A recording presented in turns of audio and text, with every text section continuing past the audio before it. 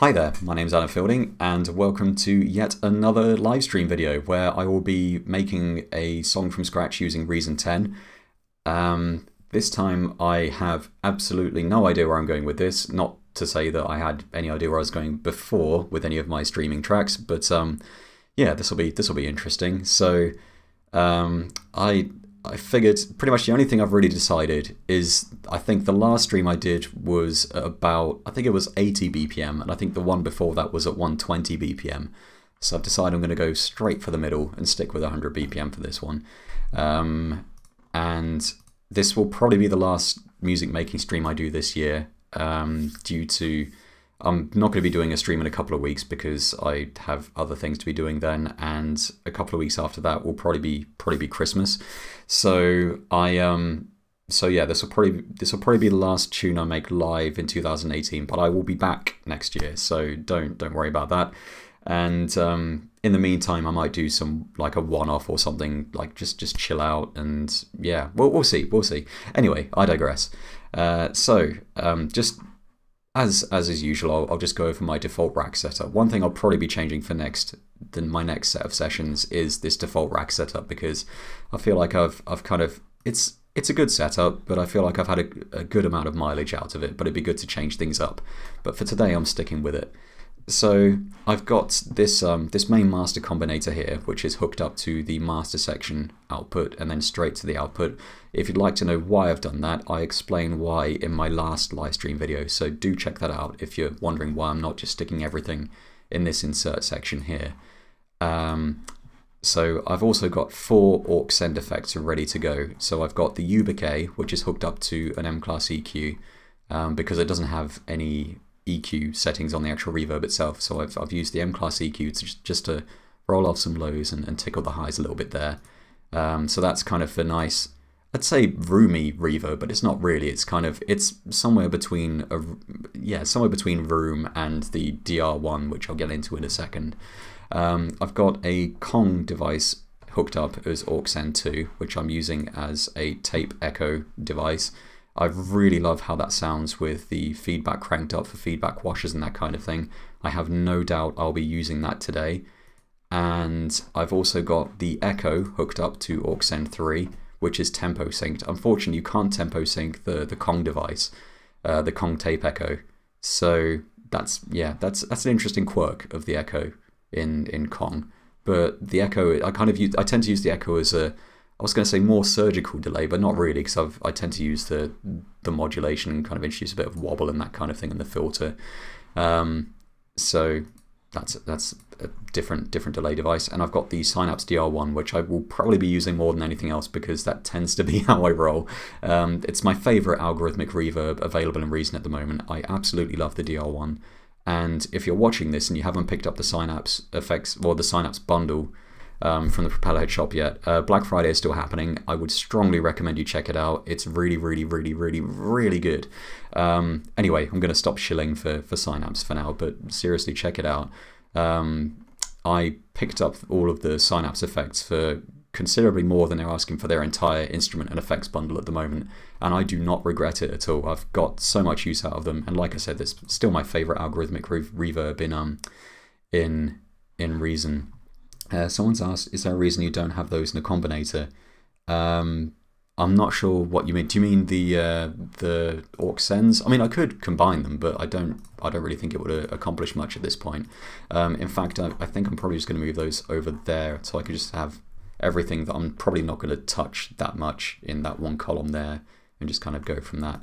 So one thing I wanted to try today was, well, one thing I've been doing a lot on a track that I've been working on recently is a lot of resampling and a lot of bouncing stuff to audio. Oh, is there a reason you don't have those in a combinator? I meant the U-Bouquet and the EQ. No reason really. In fact, for the sake of tidiness, I might just do that. That's not a bad idea. So yeah, why not? So I'm just going to say U-Bouquet. Yeah, why not? So now I'm getting confused with these different combinators. Anyway, yeah, like I said, I've been doing a lot of resampling and messing around with stuff as audio, as opposed to focusing specifically on tweaking instruments and that kind of thing. So I thought that'd be interesting to show off today.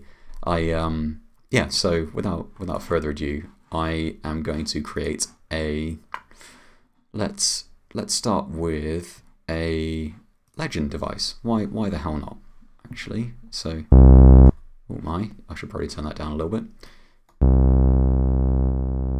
I'll do for now. So I'd like to create some kind of like a nice gritty bass. As I said, I noticed you don't usually use combi, so I wanted to make sure I wasn't missing a technical reason. No, there's no technical reason. I tend to prefer to have everything on display, but actually having my sends as combis would make more sense because then I could add more stuff to them and keep them tucked away. I'm gonna leave it for now anyway. It's just sat there doing its thing. So I'd like to create kind of a nice gritty bass sound. Actually, I'm going to turn that up a little bit because I feel like I've gone a little overboard. So I'm going to crank up the drive on this and open up the filter for reasons which will become apparent soon. And I'm going to have a little bit of glide on. Actually, no, I'm not going to have any glide on this bass patch. I seem to recall during my last live stream I had a little bit of drift on the bass, which I knocked off for the final mix because it sounded completely wrong. So that wasn't a smart move. So I'm gonna just dial in oscillator 2 and just slightly detune that.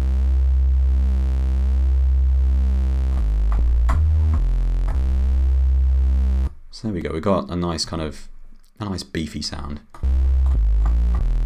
I don't want anything too complex because I'm going to be messing around with this in a second anyway, but yeah, that might actually do for now. Yeah, so I'm just going to route that through a AF4. Crank up the drive. I love the AF4. Like I said, I love Synapse's effects. I love what the drive does in terms of saturation. So if I dial that up, super crispy. I love it.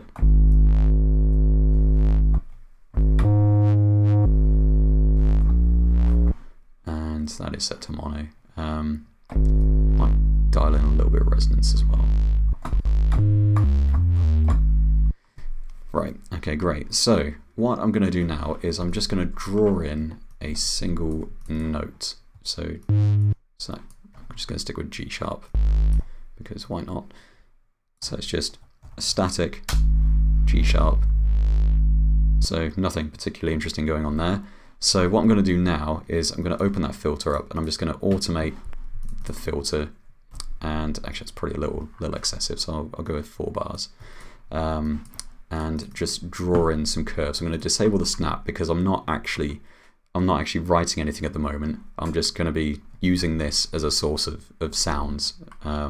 So if I start it with the filter fully open, have that kind of come down quickly.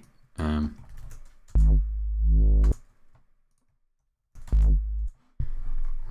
feel like I could do with a bit more bite.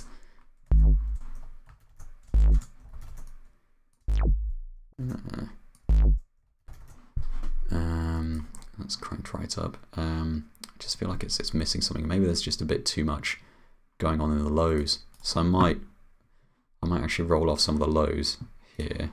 Use the M class to roll off some lows.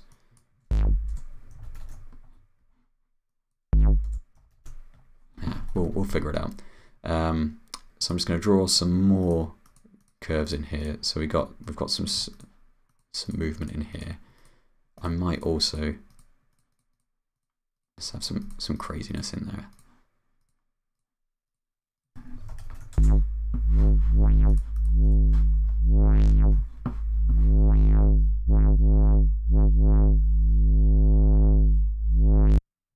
Okay, so I'm just going to keep that as it is. You're probably thinking, what on earth are you doing? That sounds like garbage at the moment, but I have a rough idea of what I'm going to do with this. I really hope it works. So I'm going to add a little bit of the kilohertz distortion to it. Just drive that a little bit.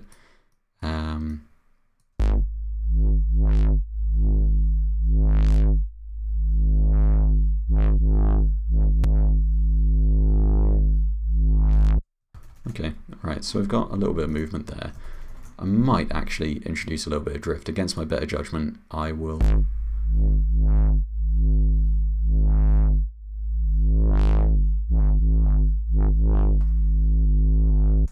So, right, so that should be affecting the pitch slightly.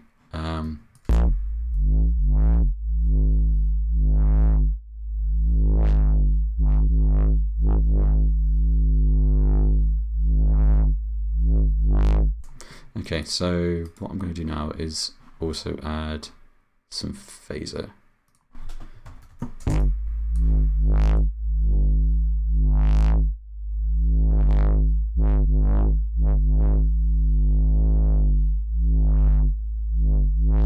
I shall stick that after the distortion device.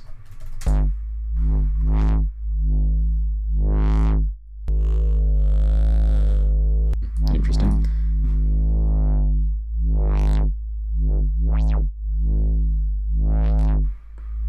Right, okay, so what I'm going to do now is we've got some movement in the bass. I might actually add, I might change that to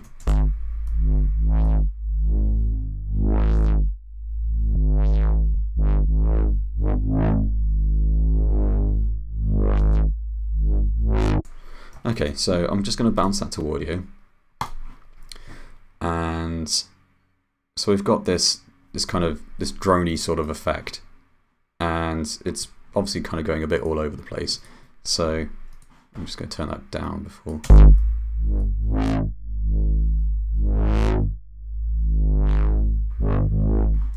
So what I'm going to do is I'm just going to chop that up into little chunks and get sort of the best bits of movement in there. So we've got that bit at the start, which sounds like that could be interesting, and that could be another good one. That'll do.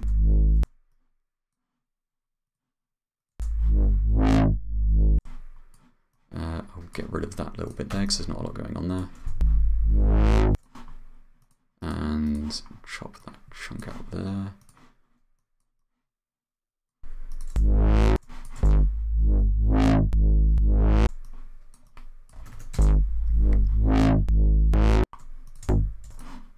That could be a good one. I think I need more kind of choppy bits like that. So if we go for the tail end of these bass parts and the starts as well, I'll have that bit there and that bit there. So we're just getting a little collage of these little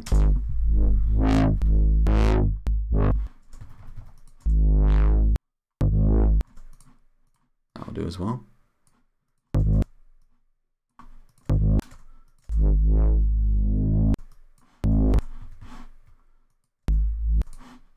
Just have that little bit there as well. I think I can ditch the rest. I think I've probably got enough to work with here. So what I'm going to do with all of these,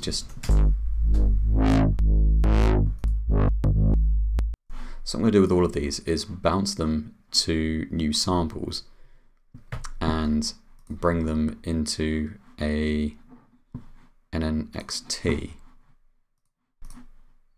So if we just go to song samples here, go to the unassigned samples folder. These are all the samples that I've just bounced. And if I select automap zones chromatically, so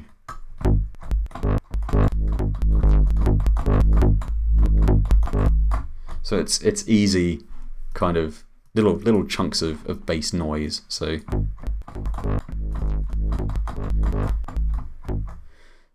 I'm gonna roll off the lows because I'm probably going to add a sub bass at some point. So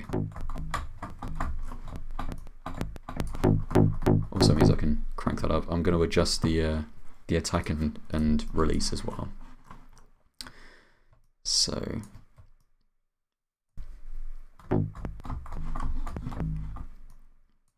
I'm adjusting the polyphony as well, so it's just one.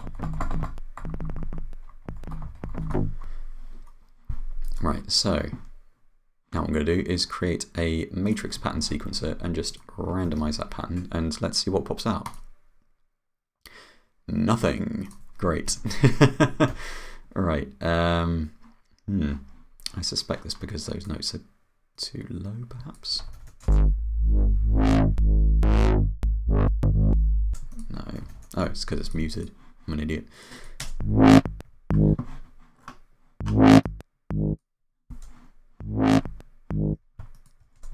Okay, so it's kind of static at the moment, but so what I might do is just randomize it again, see what pops out. Not a lot.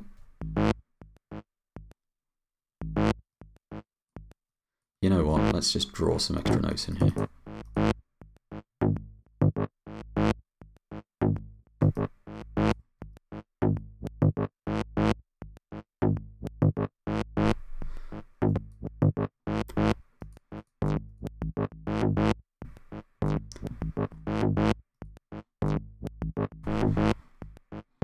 So what I'm going to do is I'm going to run this through the echo that I've got set up just to add some extra.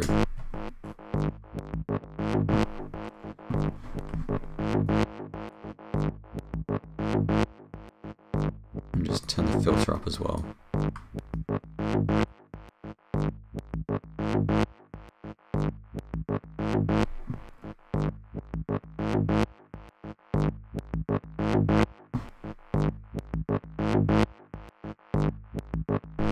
So there's a little bit of, there's like a sense of motion there. I'm probably going to add some other effects to this as well. So I'm going to add another phaser because I feel like it just needs that extra sort of sweeping motion.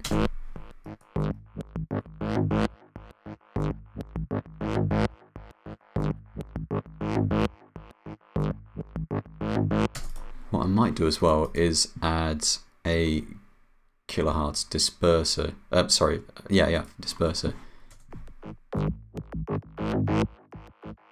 I love what this thing does. So just to compare, this is without the disperser, and this is with.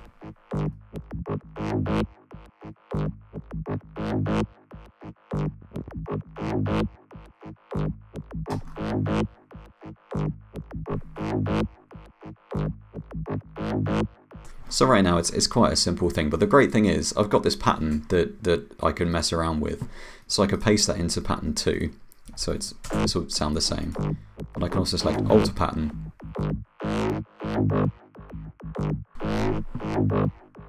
And we get some slight variation there.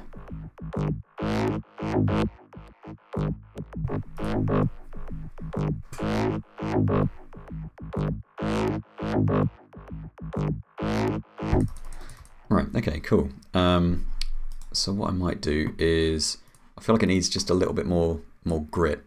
So before that disperser I might add a kilohertz distortion unit, which I've also got way up there, and set it to fold back.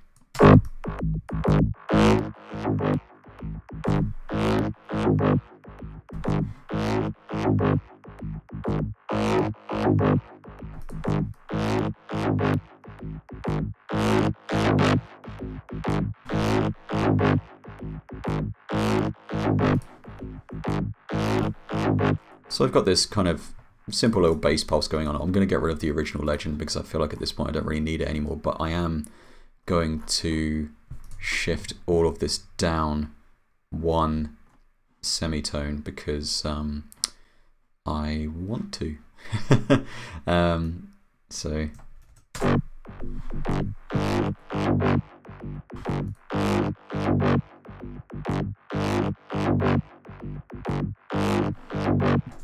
actually, before that disperser I might also have, surprise surprise, a transient shaper so I can get a bit of snap on.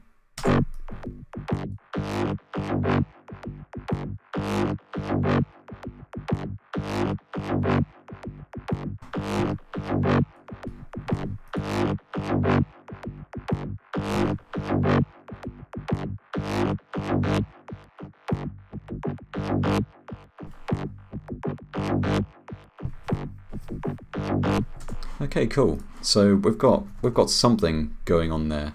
So I'm just going to move these over to this column here so I don't get totally confused. I might add a little bit of the UBK.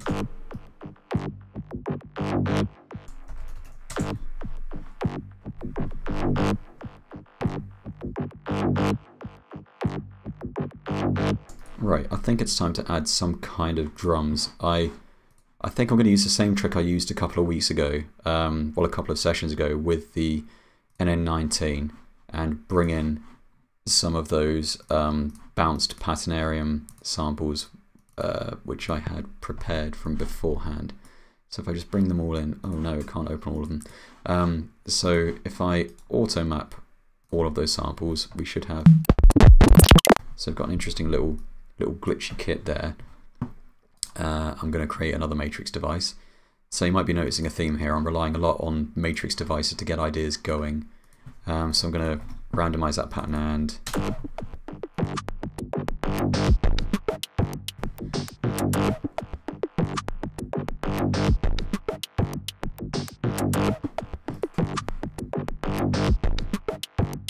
interesting. Okay, so I'm going to go into my trusty effects folder and drag in my delay glitcher combinator. All of these Reason devices, all of these Reason documents are shared after the streams and after the videos are shared on YouTube. So if you want to check these out after the fact, please do. Obviously, there's a lot of stuff I'm glossing over here, like this crazy delay glitcher thing, which I've explained briefly before, but it does some really cool stuff.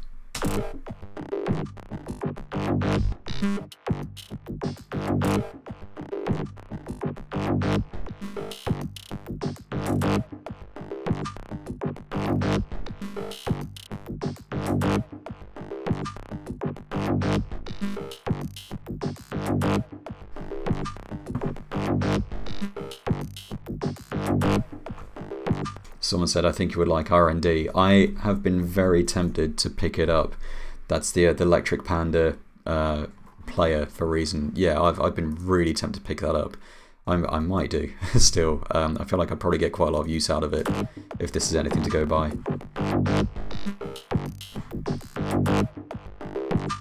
Should probably give these sensible names.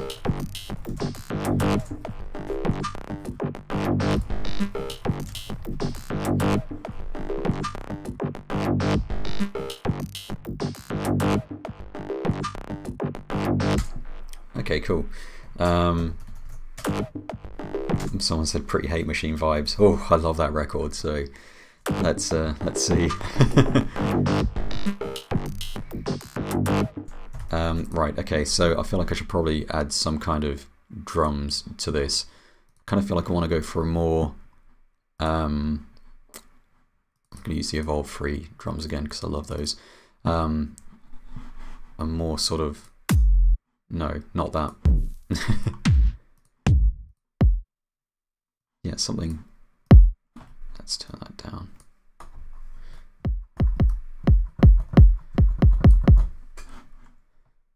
And yeah, the first thing I'm actually sequencing is these drums.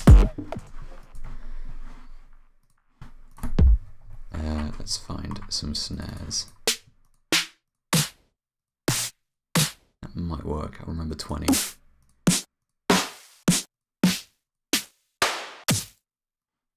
Actually, let's try that.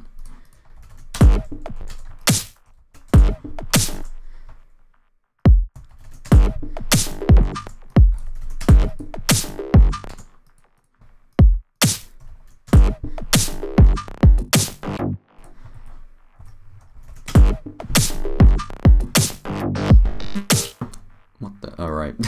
For some reason I dragged that over a little too far, so.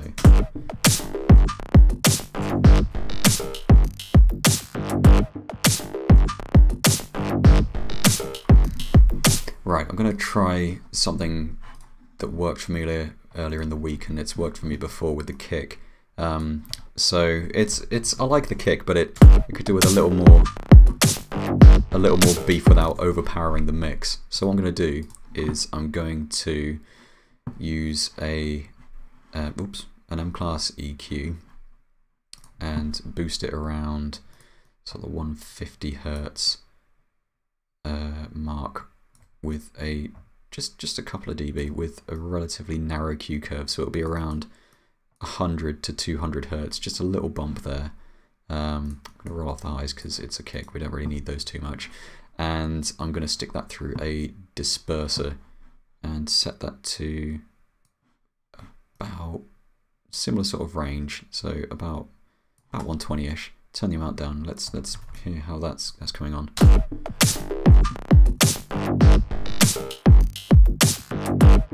It just gives that kick a little bit of extra thump. So just to compare, I'll just solo the drums.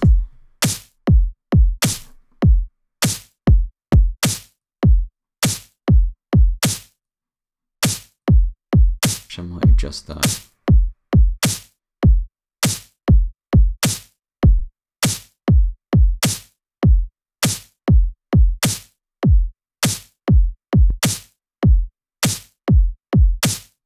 Yeah, that'll do. Right.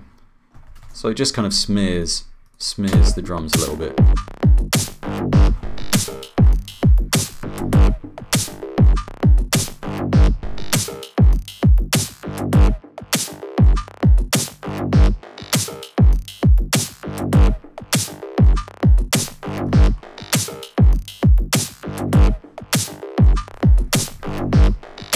Just save that quickly. So what I'm going to do here is I'm going to edit the automation here. So on these Matrix devices, automate the patterns. So when I play now, it won't play either of those until I draw in the actual patterns for those Matrix devices, which will be useful when I'm actually putting the song together. So that's better.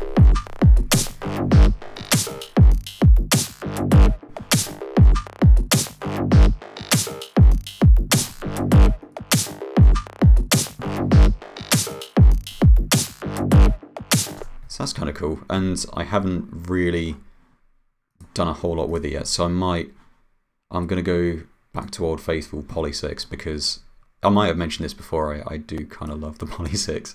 So I like to dial everything into about 12 o'clock in terms of the filter, and just kind of go from there really. So I'll turn the release down, the octave down,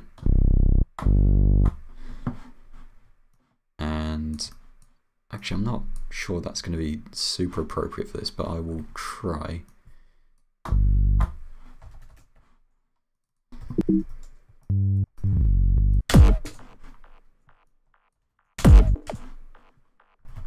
Zoom out a little bit.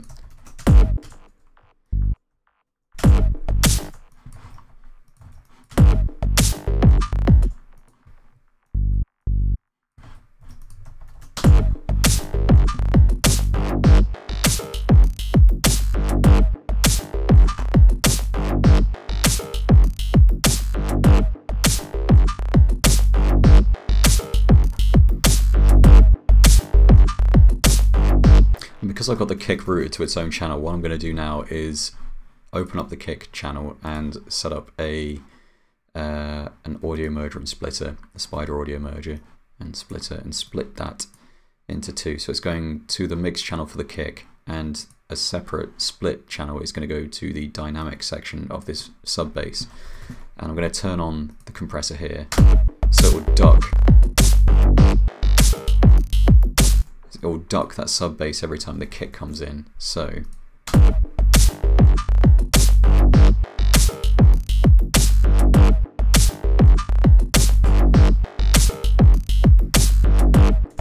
someone said, I ended up getting Poly 6 during the sale based on demoing it after seeing it in your streams. Despite the color scheme, it's a very different synth than Monopoly, much more accessible. Yeah, I really love the Monopoly as well. It's a really, really capable synth. But I find myself turning to the Poly 6 much more often because it's so immediate. Yeah, it's a great little synth, and for the price that they're asking at the moment, it's crazy. Yeah, it's a hell of a thing. Actually, I'm not going to do that.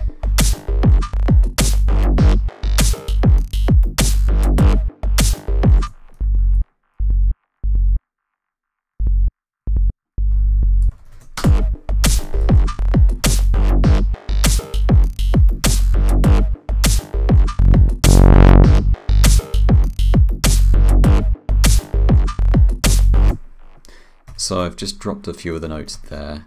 I am definitely going to drag this into a block because I feel like this is going to be a block composition. So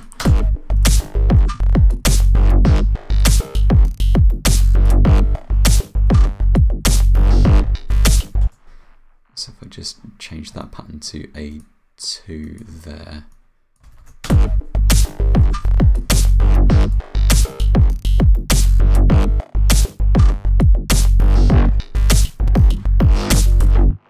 So we've got a little bit of variation going on there.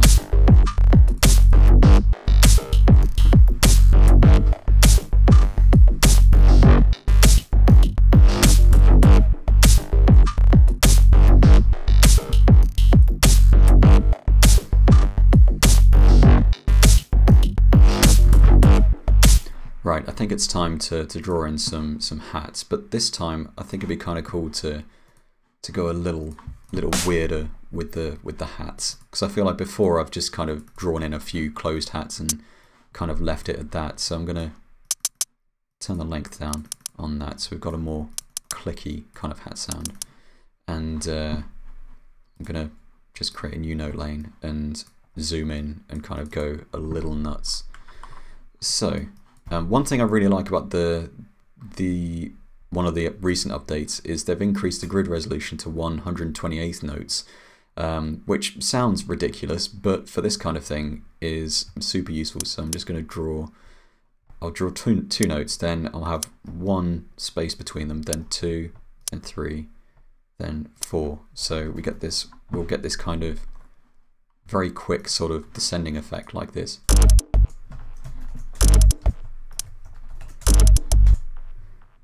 Which I quite like that sort of effect, and I might accentuate that a little bit as well.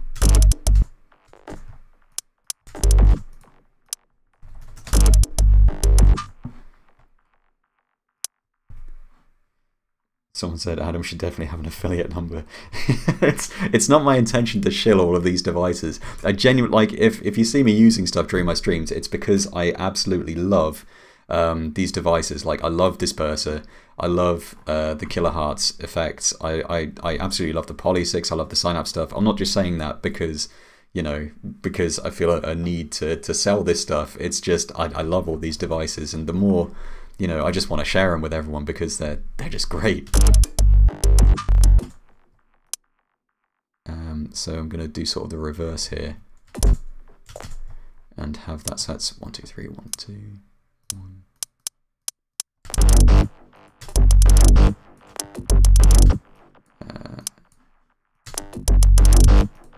So yeah, so it's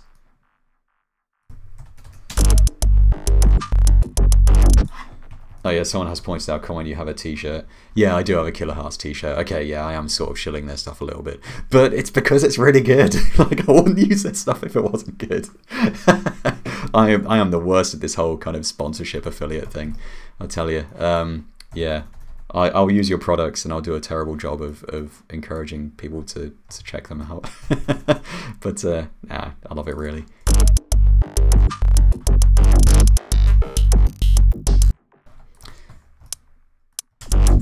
So I don't really feel like I need another little glitchy bit there.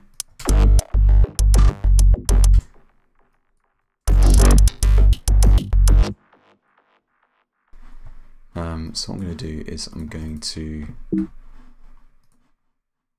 double that. So we should have some interesting little hat effects going on, the sort of manual glitching.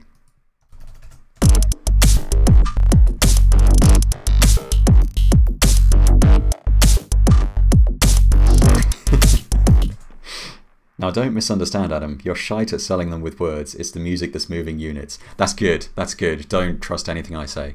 I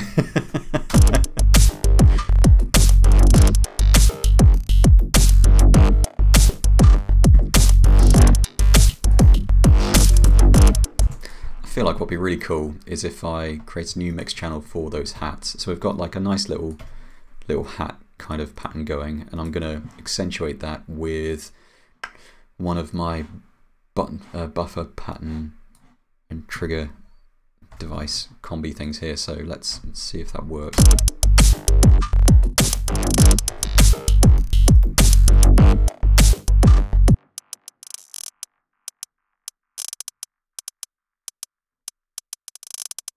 Actually, no, I don't think that's really doing a whole lot, so I'm just going to get rid of that. I might stick another delay glitcher in there though.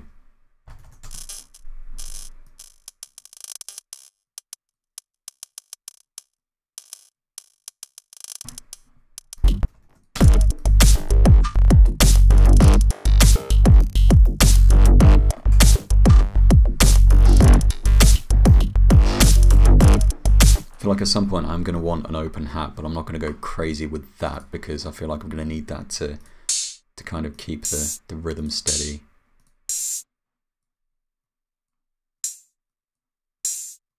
Actually, no, I liked it when I had a length was a little shorter, so right. So that's good.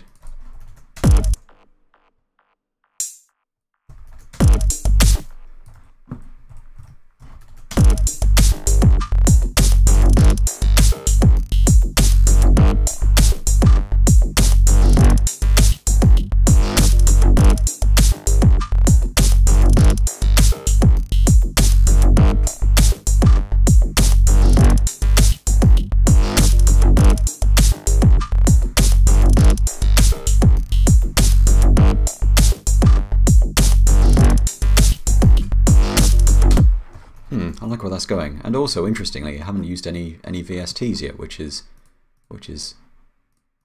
different for me recently. So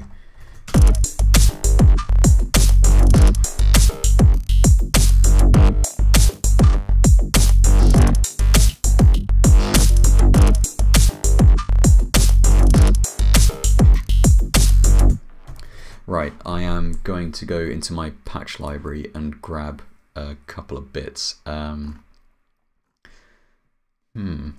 do kind of want to just keep it simple though.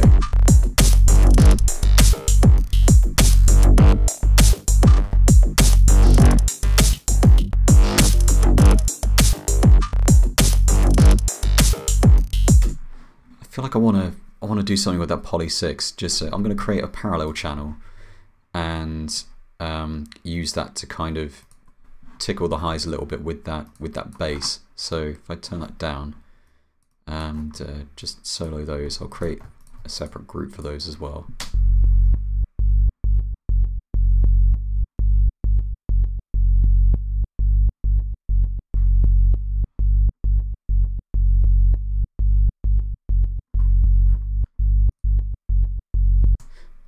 This is not working how I expected it to. I think it's because I'm not actually doing anything with that yet. So if I create a bit crusher, I think we'll do it.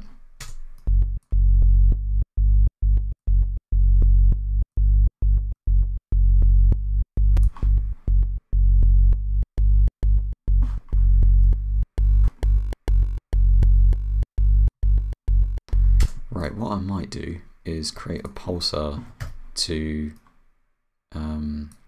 modulate the rate.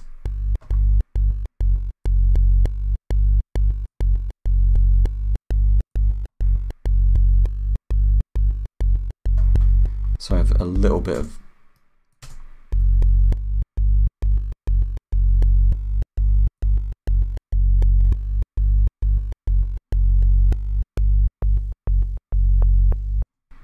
so it's like a little extra noise layer.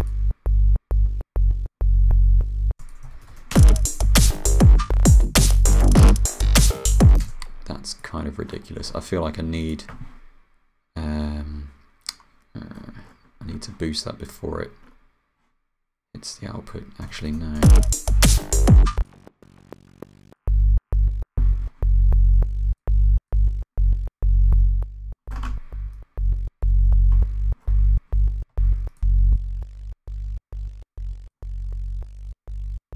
Well, that's new to it.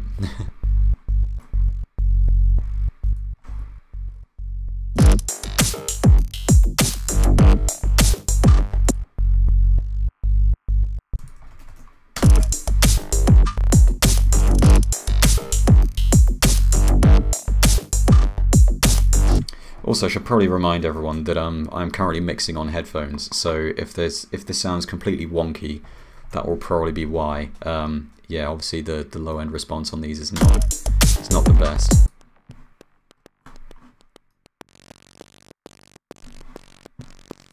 Yeah, it's time for, let's use a kilohertz gain on this.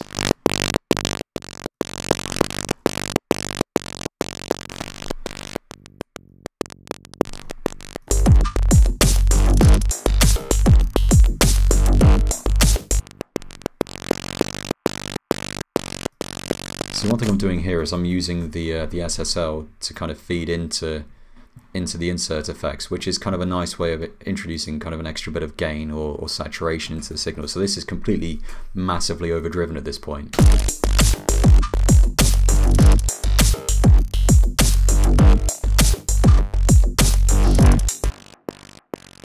So it's this horrible noisy sound, but I kind of like that.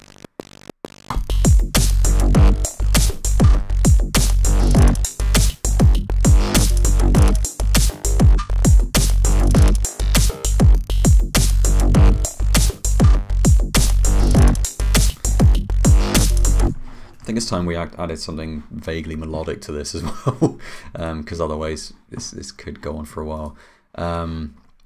So let's add some kind of a pad. I like the sound of terraforming. I believe that's what's a Europa patch. Okay, so I'll turn that down before I play it.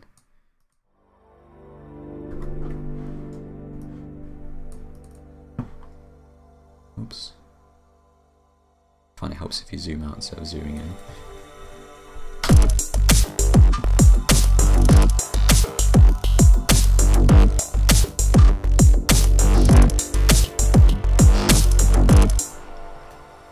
Maybe not terraforming. Let's try something wicked. That sounds good.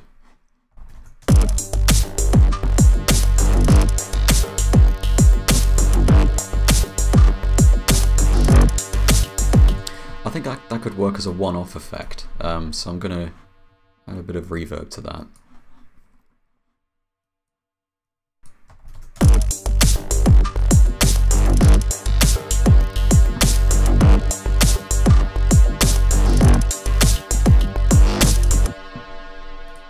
So what I'm going to do is just extend that and bounce that in place, and I'll probably get rid of that. So this is what I'm talking about with the idea of creating sounds and then just getting rid of the source. So that's good. I could use that at some point in the track.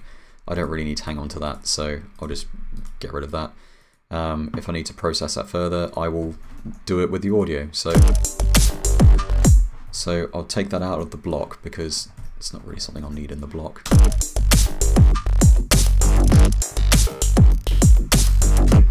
It'd be cool to add some kind of sequenced sort of effect. So I'm going to dive in here, cheat, and use one of my sequenced things from here. So I've got push forward. That sounds good. So I'm going to start with that.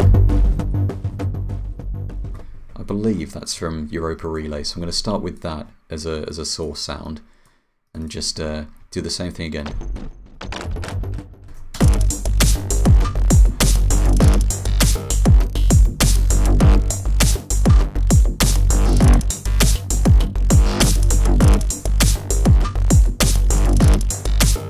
So, right, I'm going to use that, I'm going to bounce that in place, and then I'm going to get weird with it and start messing around with it. So, we've got that bounced, so that's cool. So I'm going to get rid of the original again, and I'll normalize that because I don't like it being quite so quiet, so I'll just turn that down.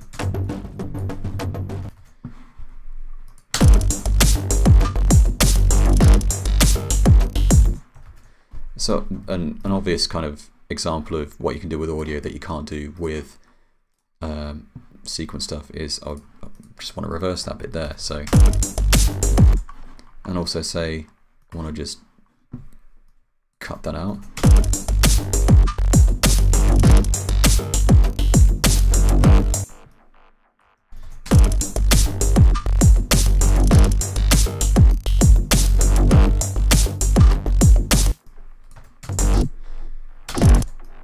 So I might reverse just that bit there.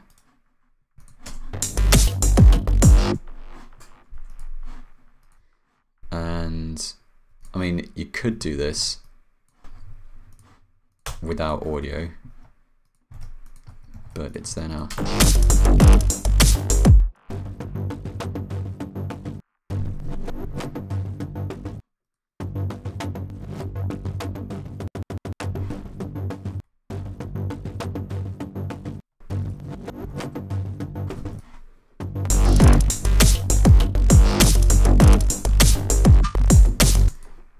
I'd quite like to use a disperser on that because I think that would sound really cool. So let's do it. So I'll set that to G3.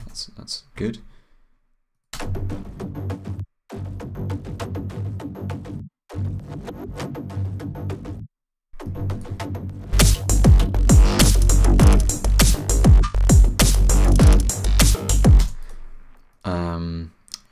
Actually, I'm sort of torn on that. I'm going to add a synchronous device and just have a very simple single ramp there.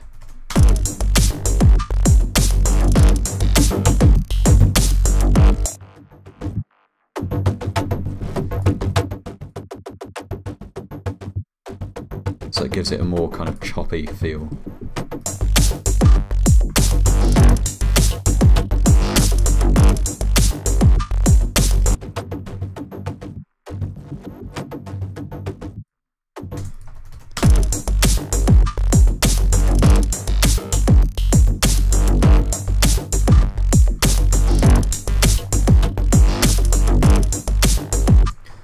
Something else I want to do is add another lane to this redrum device. I want to add a little clap like I've done during the last couple of sessions. So I'll use the snap sound there. That'll do. And add it on every other snare. So if I just have it. Just keep that going, and I'll assign that a Groove Mixer channel of A1. Just slide that back. Actually, no, I'll have that on the first.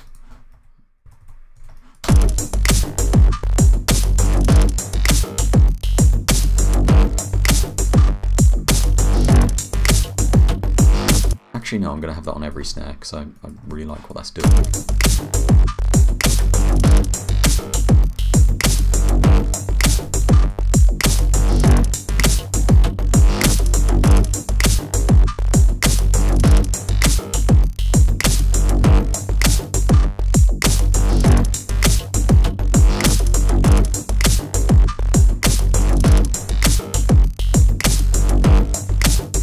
Get rid of that, well, in fact both of these lanes here and that one as well, because I'm not using any of those.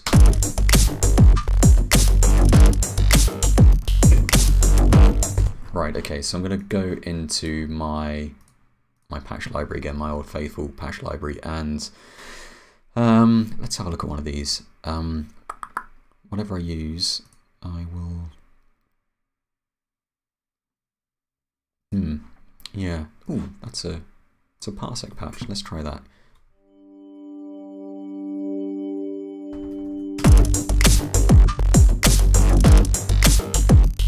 Someone's just said, since when do we have an edit feature in the Groove Mixer? Well, I'm here to help. It's actually really good. The random timing is pretty much, that's how I used to use the Groove Mixer pretty much exclusively when I first used it. It's a really interesting way of adding non-destructive imperfections to the timing of your notes as you go. So I highly recommend checking that out. Absolutely.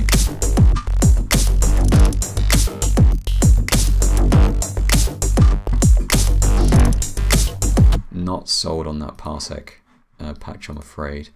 Sharpening landscape. No, I want something with a bit more body, I think. That'll do.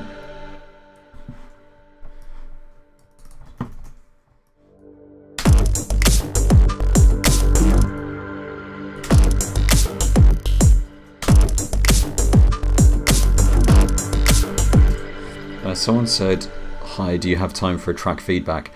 To be honest, I don't tend to give feedback with regards to tracks because for a start, I'm a terrible critic. I don't tend to offer particularly useful feedback generally, and I mean it's something I might consider for a future stream, but not anytime soon. I'm afraid. But yeah, it's something I'll think about.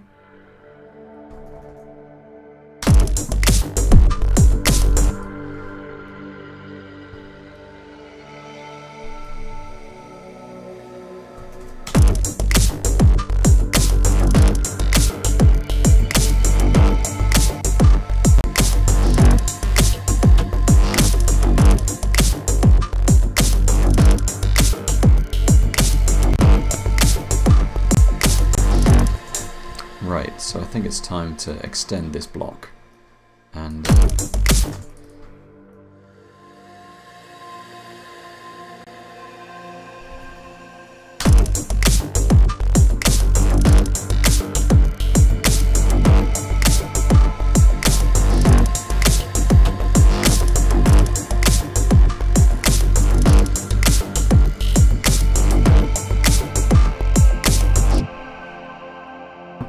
so I might create another pattern. Actually, I'll just copy this pattern. Actually, I'm not going to mess around with the glitchy drum calls. I'll create another couple of patterns for this bass effect thing. So if I copy pattern, paste that to 3 and 4, and I'll just alter those. There are shortcuts for alter pattern, but I can't remember what it is, so I'm just going to do it by hand. I'm sure it's something very obvious. So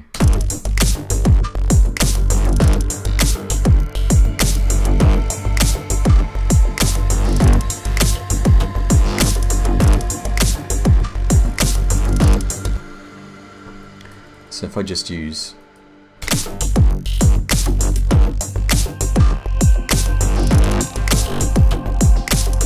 well, that's worked out quite nicely.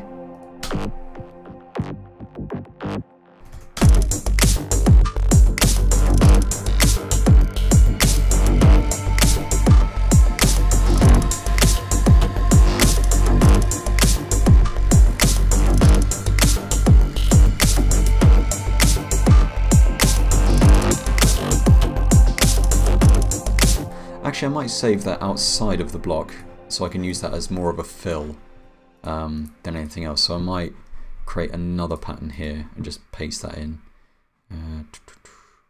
or not. So if I copy pattern, paste it into 5, just alter that slightly. Maybe 5 will be a little less drastic, or not.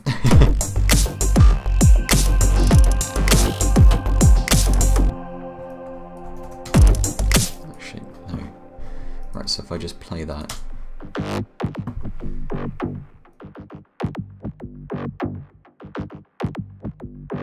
Okay, so that sounds less kind of filly.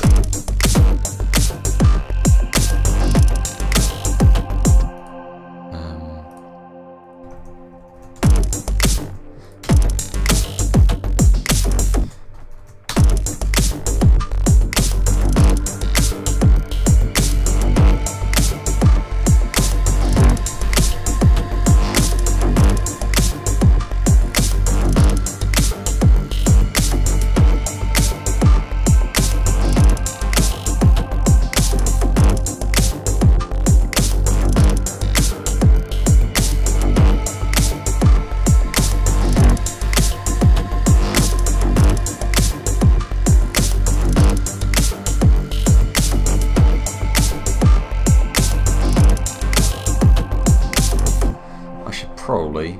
I was going to say I want to leave the block, but the block is comfy and I like the block. I just want to mess around with the block forever. This is the danger of working with blocks. No, I'm gonna leave that for now. I feel like if I start arranging it, I can start adding some other stuff to it. So right. So I'm not going to be clever with these blocks. Actually, I might just use half of that one to start with, and I'm probably going to open up with the do you ever utilize 2 blocks? Someone has asked. Yes, I do. In fact, most of the time when I'm working with blocks, I do use more than 1 block. It's just for the sake of these streams and for the sake of brevity, I do tend to use just 1 and kind of make the most out of that. But I feel like you can get quite a lot out of just the 1 block. I mean, I might want to change things up later on, and then I might introduce a B section. I'll use a separate block. I probably won't, but I might do. So yeah, so I feel like opening up with that makes sense.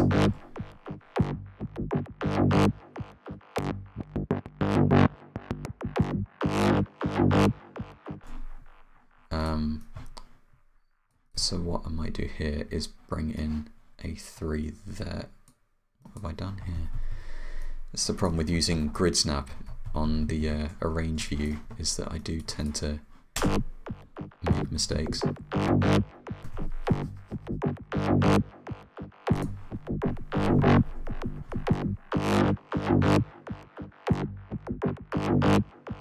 Actually, I might. No, I'll bring that in the next section, I think. I want some kind of movement or some kind of atmosphere. Right, okay, so what I'm going to do is, I feel like I'm saying that quite a lot. What I'm going to do, I'm going to drag in this patch, not what you imagined, and go to the song view and just draw in a simple G. No, I want something a little more complex, I think. What am I talking about? I've got that FM patch that I had a little while ago. I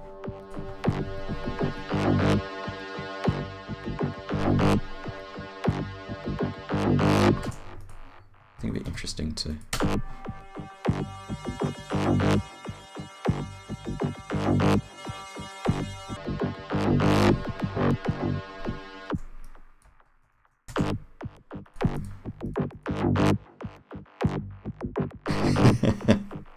Someone said roll off the lows is all I can hear all the time. Yeah, I do say that quite a lot.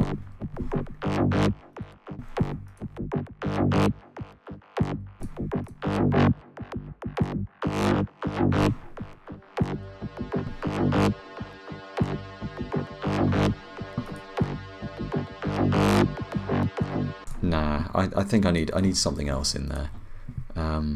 What? I'm not sure yet. I might just introduce the glitchy drums. I think that might work. I think if I crunch them up, that might do the trick.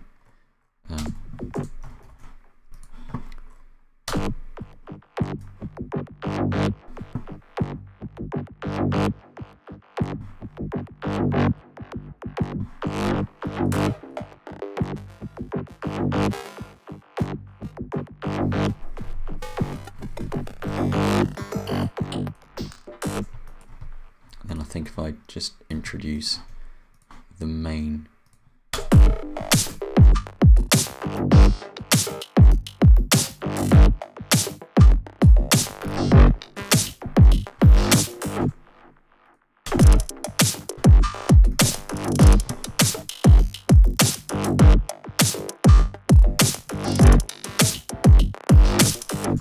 So I said I'm hearing a periodic harp sequence. Ooh, that's an idea. I might bring that in later, actually. That's a really good idea, though. Yeah. I'd love to. I'm thinking like some kind of like saw-based ARP. So, but kind of cut up. I like that. So if I keep this simple, I'll actually. I could introduce a breakbeat. Now that's quite fortuitous. I'm gonna go into the Reason Factory Bank and see if there are any breaks I can borrow.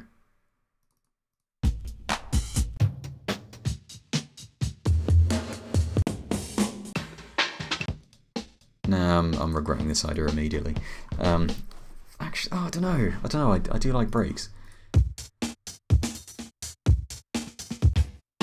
I want something with a nice open hat that I can use.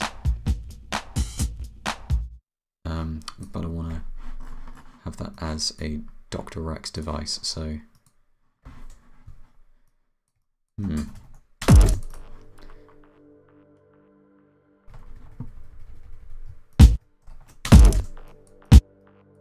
It's funny because I haven't actually done anything particularly breakbeaty for a little while. This week it kind of, I felt the urge. Is it easy to push Octarex to play double time? Not particularly, unless you copy the track and then just double the tempo of the selected section. Yep.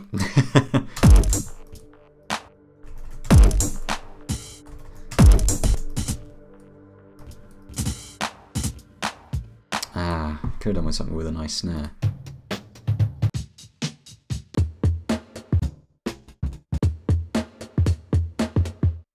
Want something with a nice snare and a nice open hat. That will do.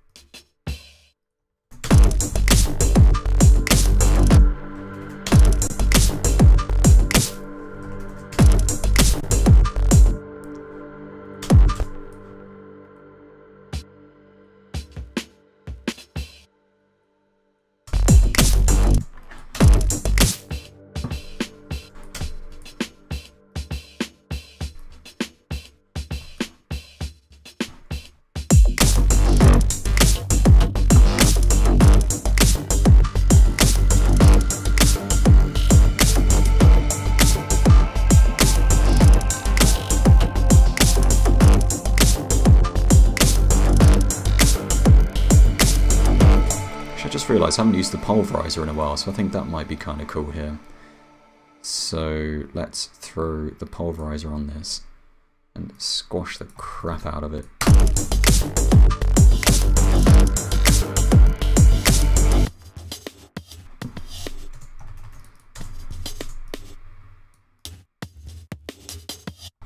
That's a bit much.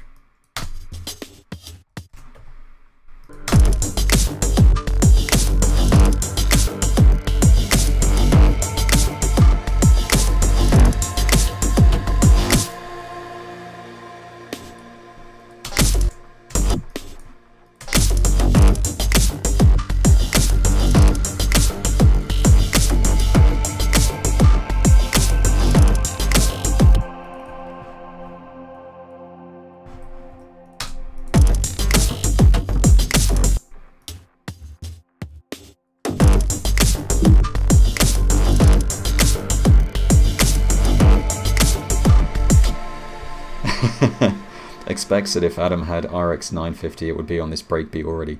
Probably. Very possibly. One thing I do like, forgive the additional shill, I might not keep this, but just using the AF4 specifically for the drive. If you keep the cutoff frequency at full at 28k, it does roll off the highs a little bit and it sounds really nice. But the drive is really, really nice.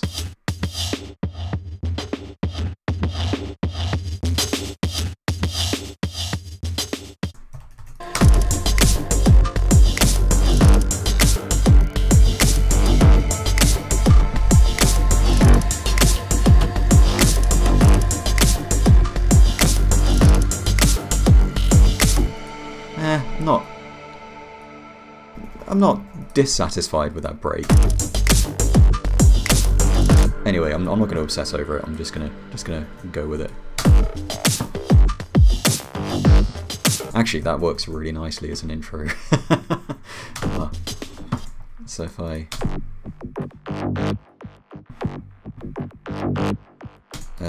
another thing I'm going to do is I'm going to use the ring modulator and just bring that in. So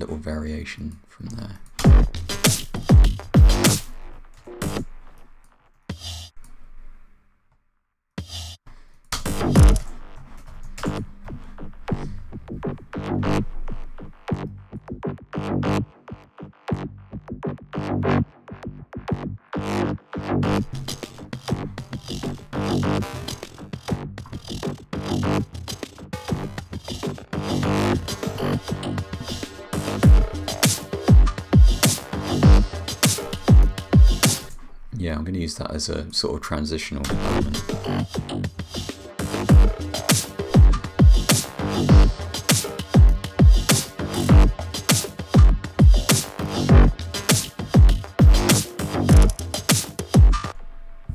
Stretch that because I want it to last a little longer.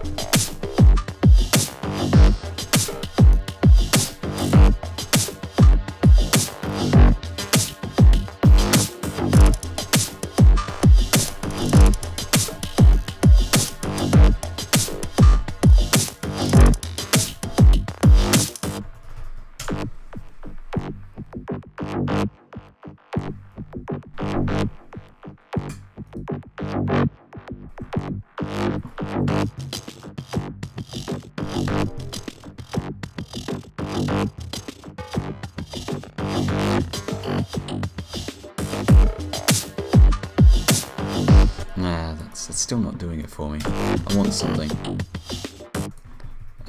I might revert to my old trick of going into my samples and field recordings and getting the sound of a bin closing and reversing that, stretching it a bit. Oops, don't know what happened there.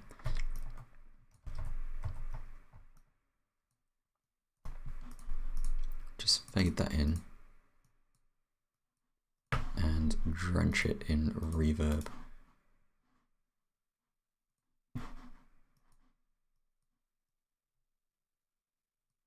And roll off the lows.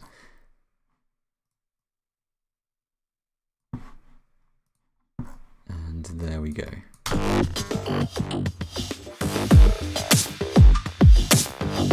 That'll do. That's better, I think.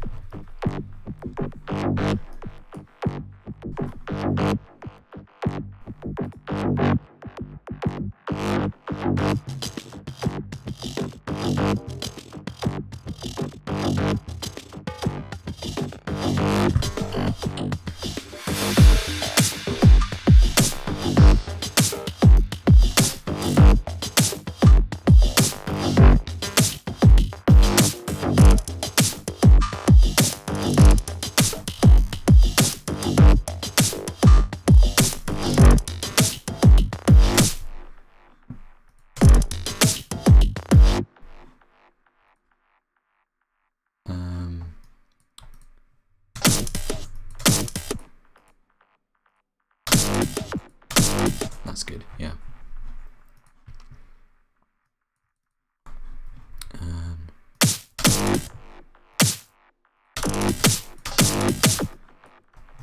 Someone's asked, do you mix the drums element by element? Yes, I kind of glossed over this earlier on, but yes, I've split the kick into a separate channel. I need to label these tracks now. In fact, this is a good opportunity to do this. So if I go into this block again, so I'm just going to call this drum hits. That will be reverser. That will be glitchy hats. That will be kick. That will be sub bass, sub bass, grit.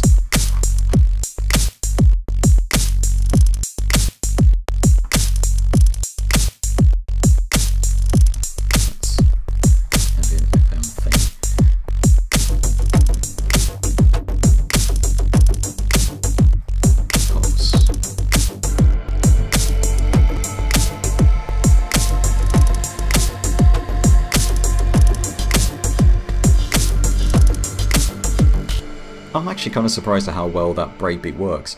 Fun little bit of trivia, that breakbeat is from the original Reason Factory Soundbank, as in it came out with Reason with version 1, I believe.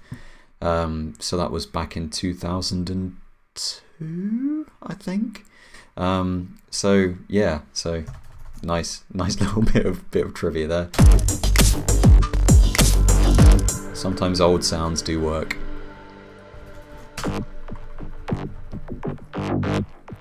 Of course, all my sequencer lanes still have stupid names, but yeah, I'll deal with that.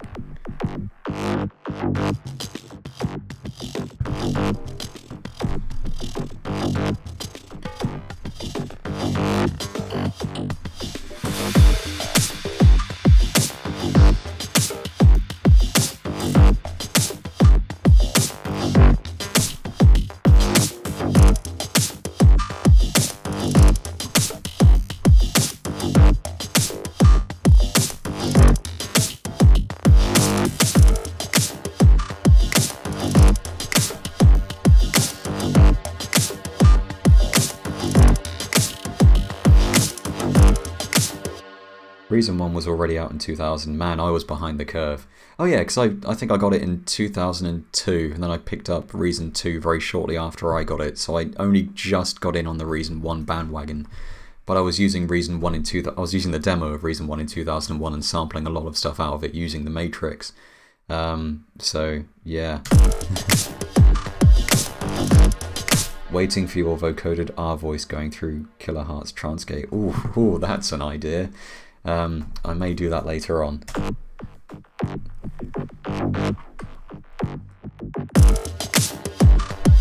This is sounding very robotic, so I think that would be quite fitting.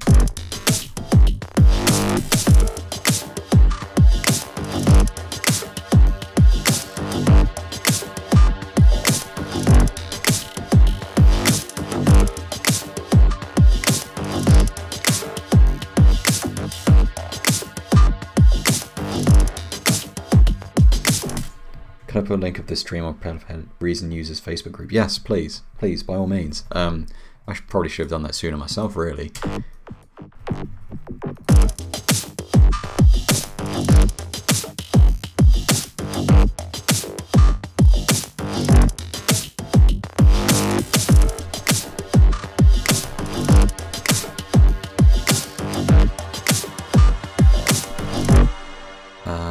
Okay, so what I've just done there is duplicated that pad thing that I was going to use, and I'm also going to use my Neutron Fifths patch in here as well, which I'm going to bring in over time just to add a little bit of variation in there. So if I edit the automation of the dry wet knob,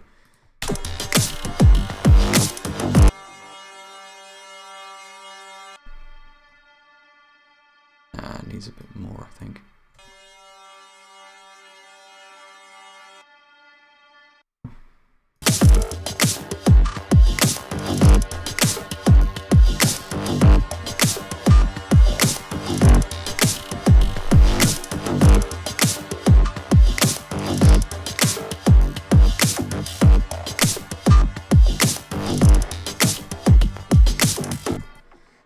I feel like I need some other...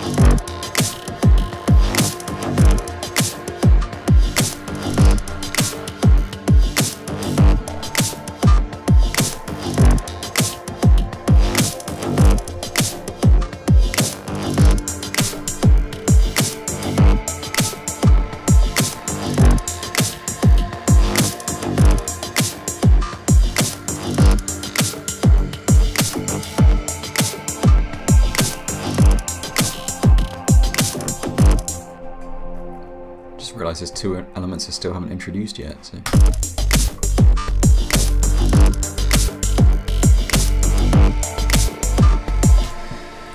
Actually, I think I'm not going to use the SSL low pass filter there. I think I'm going to use the AF4. Just because I really like it, and I think it would introduce a nice bit of grit.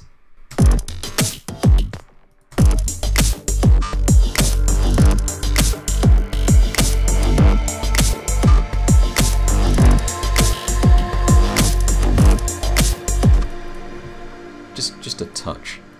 So bring that in. I might add some resonance as well.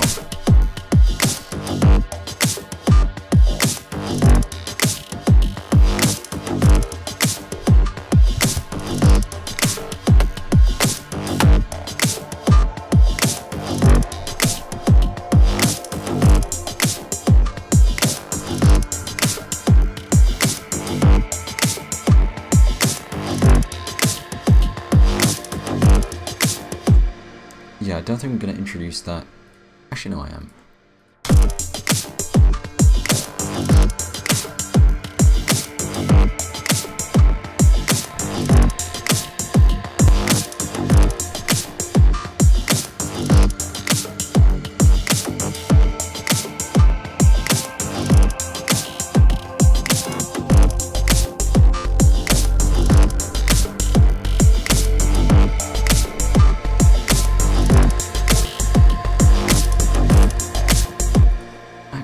That's an idea.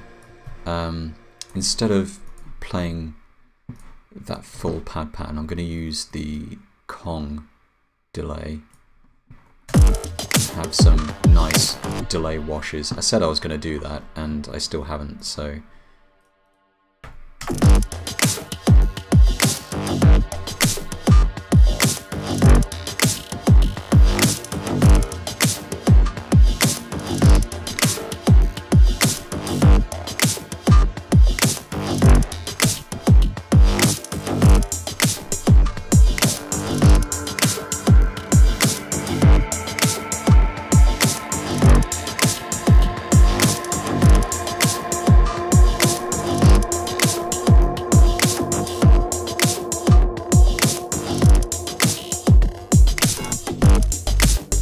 Ooh, I like that. That was a total accident, but I really liked it. I just pressed the wrong button, and yeah, so if I just...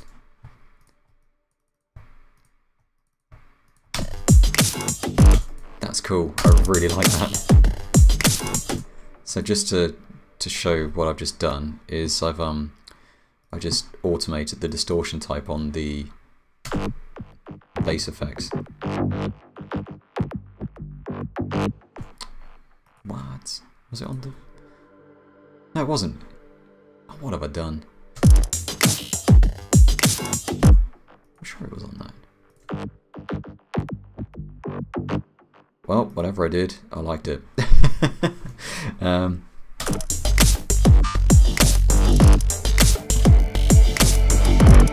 Someone's asked, that's another question I've been wanting to ask. What makes you choose to use other filters? I think that's one of the first times I've seen you use something other than the SSL or the instrument's own filter.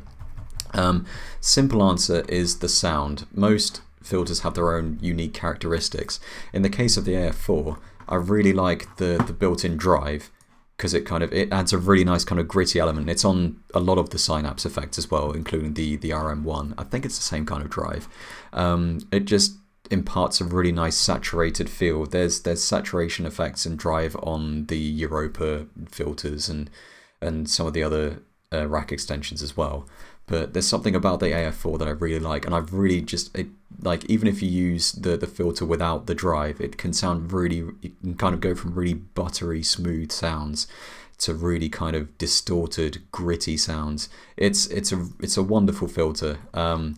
But yeah, basically it's the overall sound of the filter. I think it's one thing that a lot of people overlook when they're using synths. The filter is such a core component of the overall sound. In Europa, for example, you have a huge choice of filters, and they drastically alter the overall sound. So yeah, it just depends on what you need. How can you tell when a soundtrack needs that extra spice versus not? I honestly don't really know. I just guess kind of from the feel of the track, really. In this instance, I just felt like that that pad needed that extra kind of that kind of little bit of crunch from the AF4, but I think that's just because I've used the AF4 quite a lot. I think it just comes from using the tools you have quite a lot and getting to know what does what and what suits particular instances and that kind of thing. So yeah, I wish I had a kind of more concrete answer and could say, oh wait, I use the AF4 for this, this, and this. But it's basically whenever it suits my needs, that's when I drop it into a track. So there we go.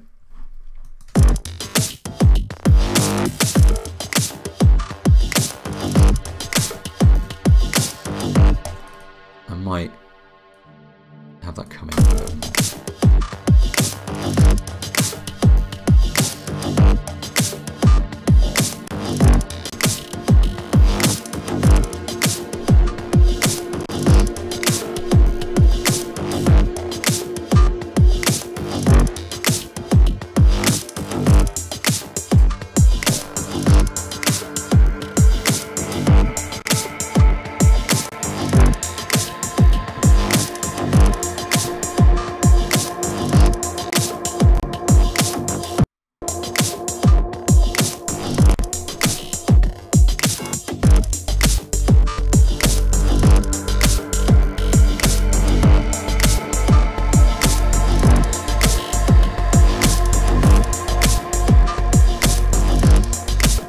Oh, it was on the glitch percussion. Man, I'm an idiot.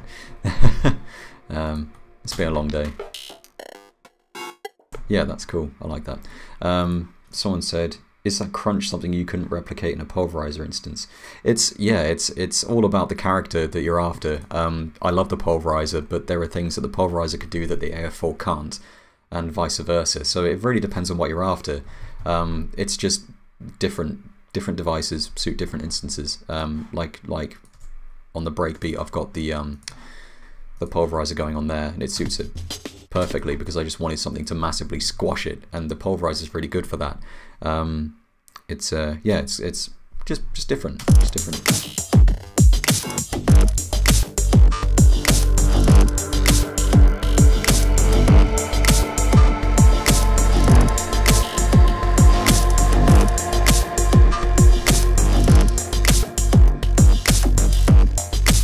Oh yeah, I need that feedback wash. Yeah, I'm going to bring that in after, and I might introduce some kind of extra glitchy loop in there.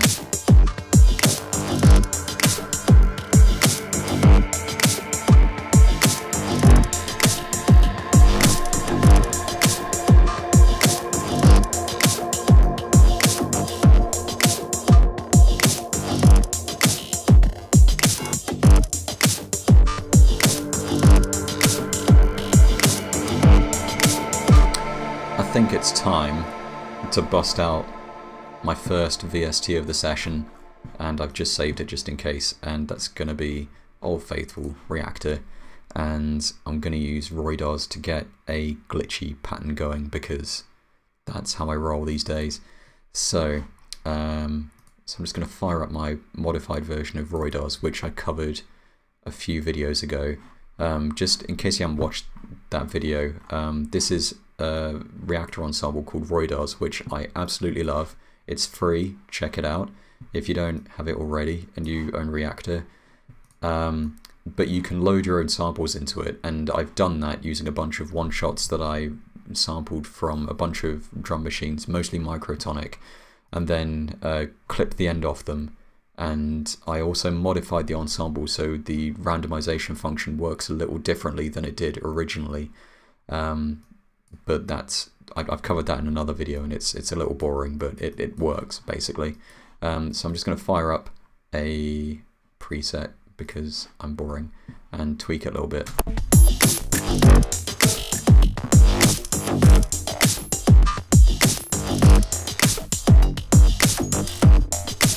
That'll do. So if I this is an instance where just drawing in a chunk and bouncing it to audio will be super useful. In fact, I probably only need 8 bars, so I'll just bounce that in place. And yeah, someone said, time to save your project. Way ahead of you. I saved it sneakily just a second ago before I fired up that reactor instance. Yes, I know not to tempt fate when it comes to using reactor. I love reactor to bits, but it can be a little screwy.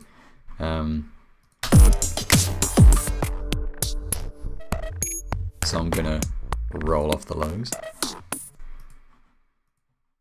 on that channel, and I'm probably going to use the SSL filter. Generally speaking, I use the SSL filter as an alternative to fading in elements because it's so quick and easy to use, and I like fading stuff in, you know, volume automation. That sometimes works nicely, but sometimes I just like to have a nice filtering in effect, so it kind of sounds like the sound is opening up as opposed to just getting louder, if that makes any sense. So I'll say that again.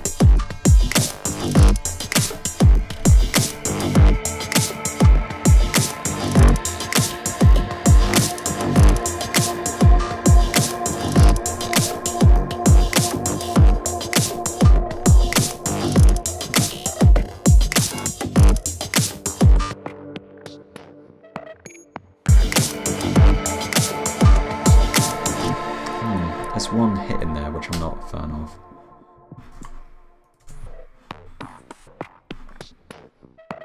It's that. It just sounds a bit weird, so I might just chop that out.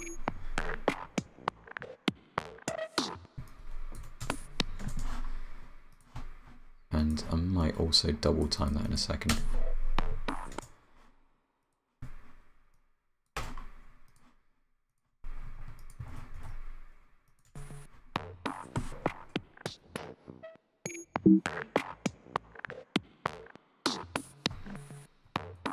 I might take that reverb off as well, it's a little weird. Just have a little bit.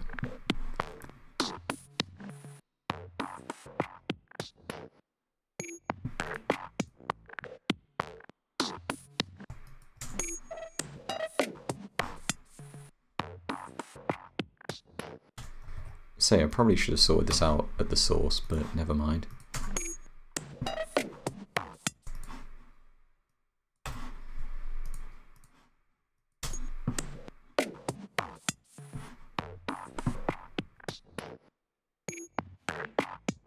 Just join all those clips.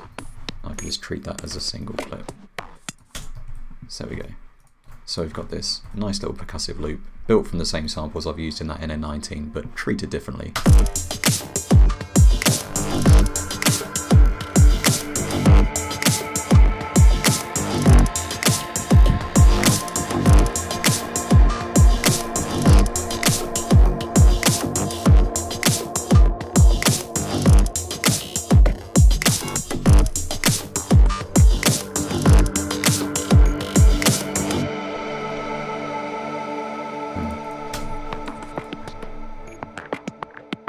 Yeah, I like it double timed, so I'm going to do that with all of these. Just double time that. Good old copy and paste, and there we go.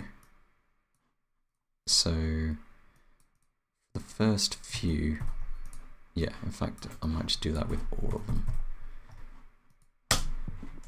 So what I've done here is I've chopped off the second half of that loop that I created, so it plays the first half twice, then the full loop once, creating a 4-bar loop.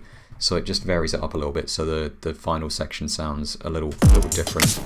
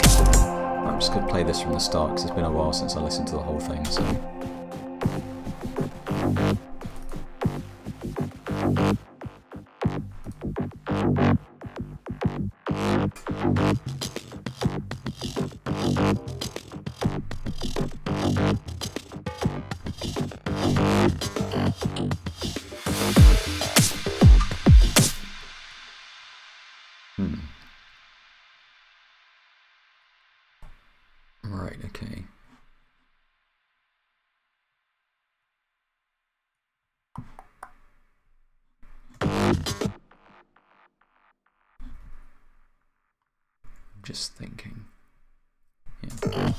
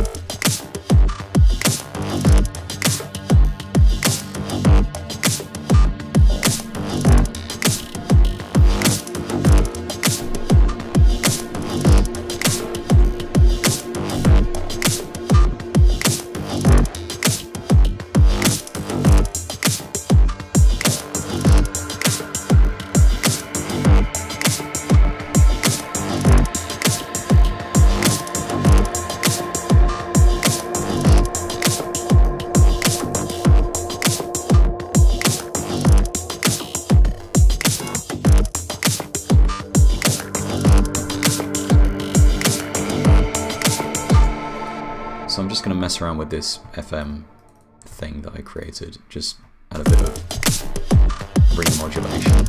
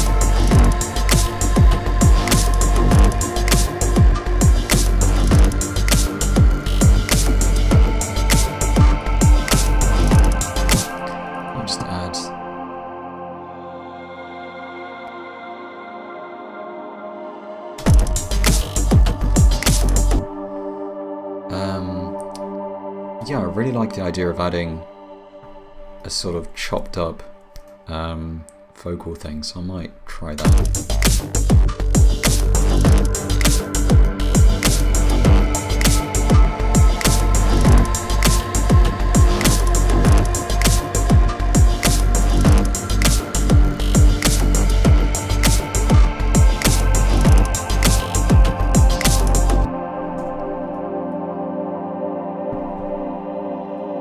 Echoed guitar, please. Oh, come on, guys.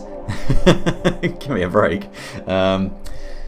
It's a good idea. These are all great ideas. I feel like I like the idea of just keeping it steady. Yeah, although no, I'm gonna create another block just as like just for a little change.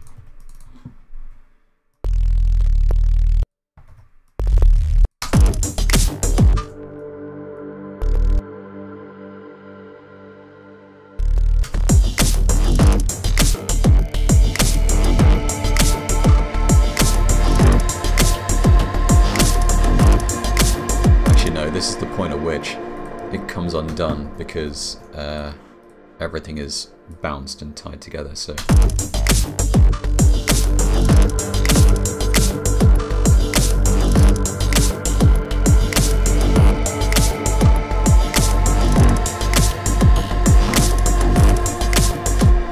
Right, I was gonna create a kind of sawtoothy ARP, and then I forgot, so, until just now, because I was reminded. so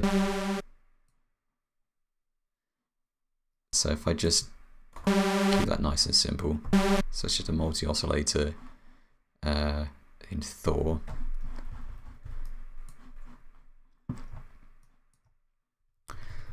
In fact, what I might do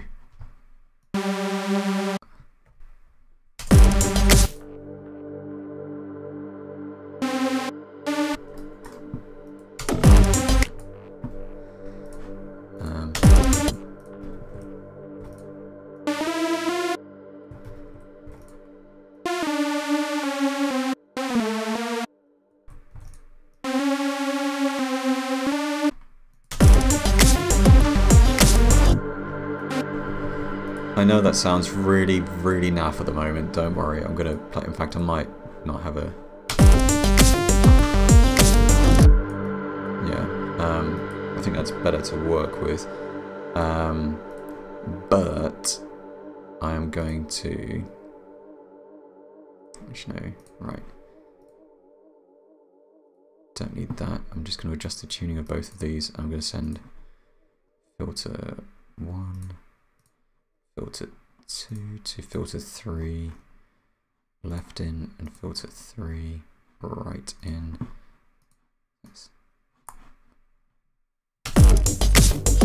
Yep, that makes sense.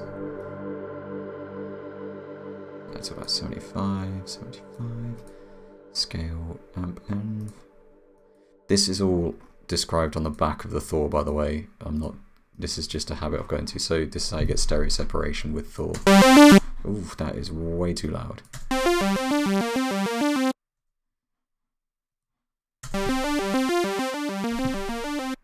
So if I just adjust the tuning on that.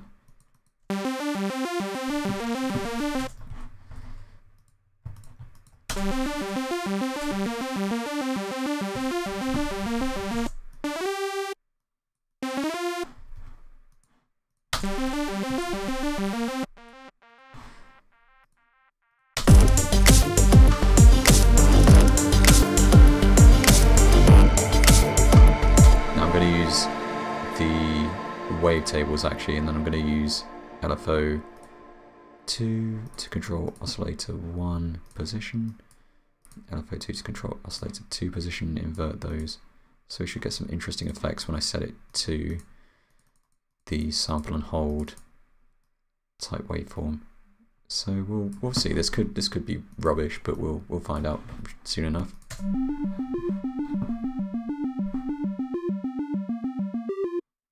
That's not doing a lot. Oh,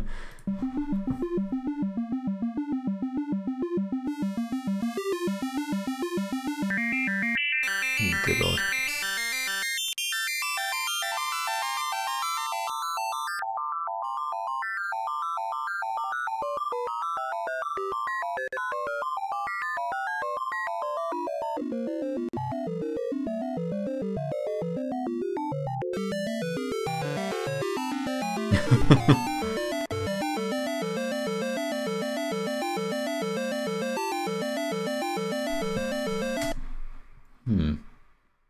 I'm curious as to why that's not doing anything.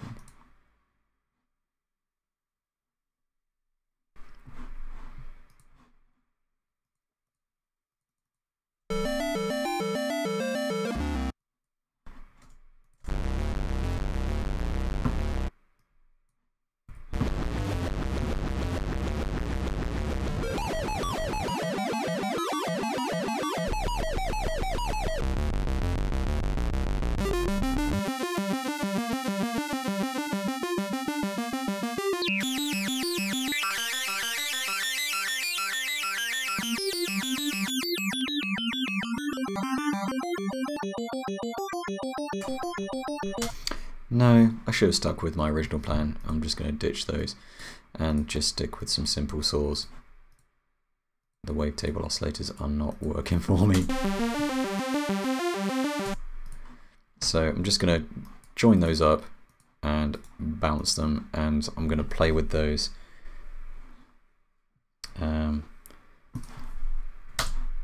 So now the fun can begin.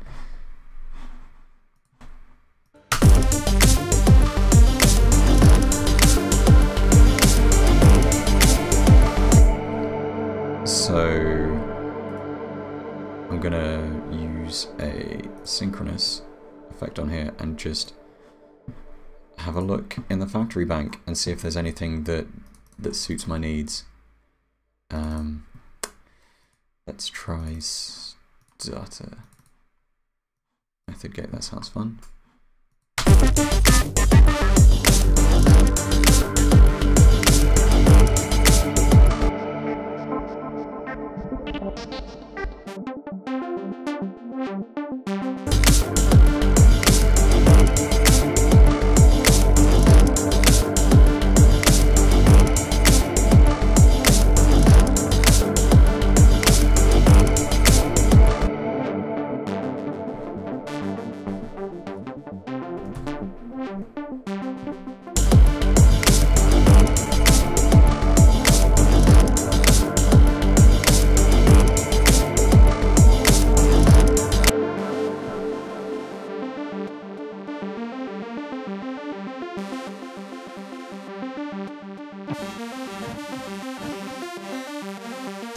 Let's try some filtering.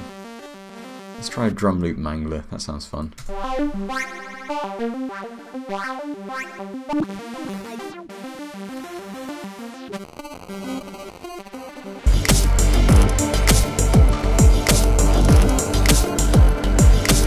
Yes, yes, that's what I want. I want a broken part.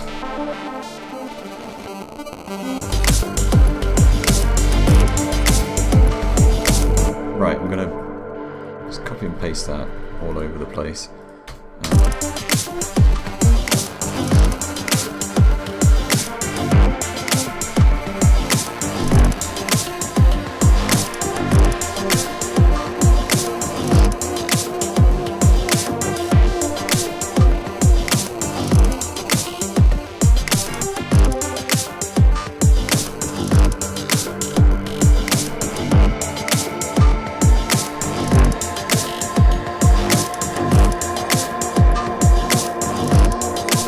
It's time to crank up the feedback on that delay.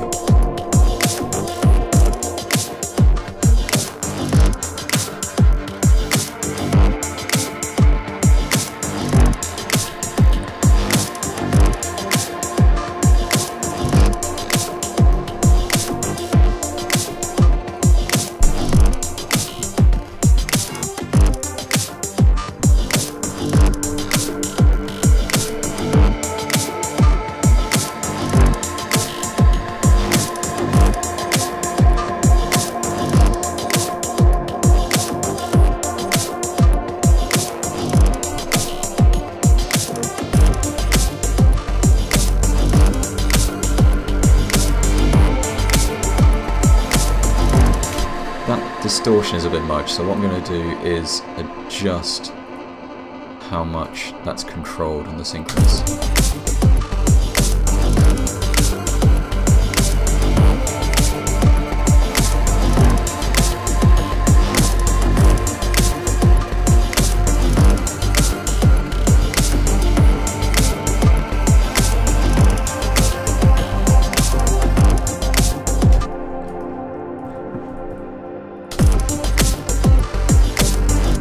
Bring that in a little later as well.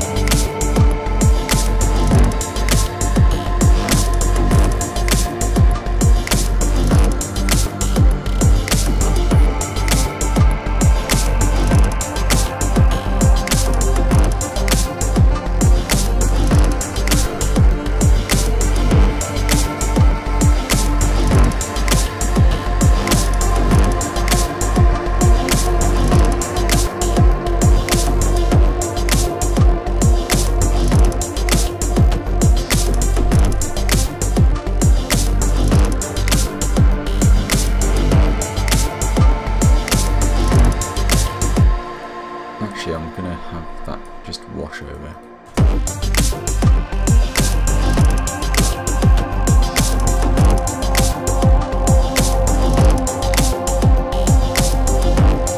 And for some reason that's not carrying on, so...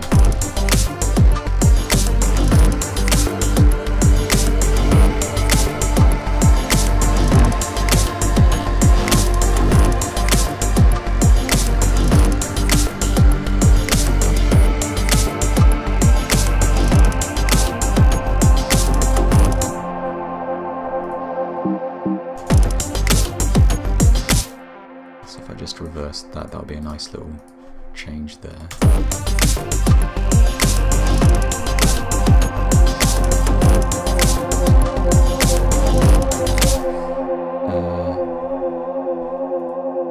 Yeah, someone said, I think that ring modulation trick is my favourite of the night, but then again the whole bass movement is based on chopping interesting bits of bass sound and drawing in some steps in a matrix.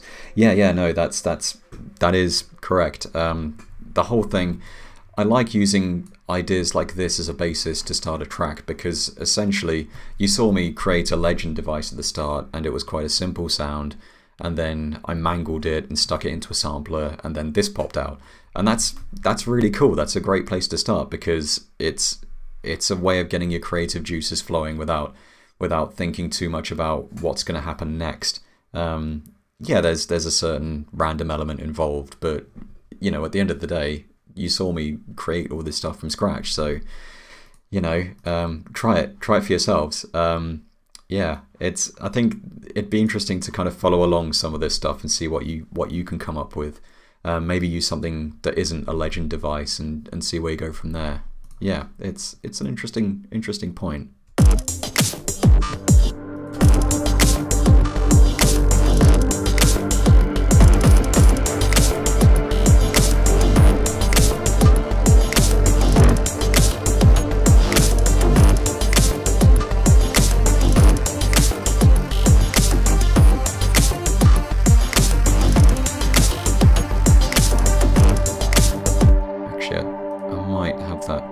Up a bit there, because that's a bit much with the ARP.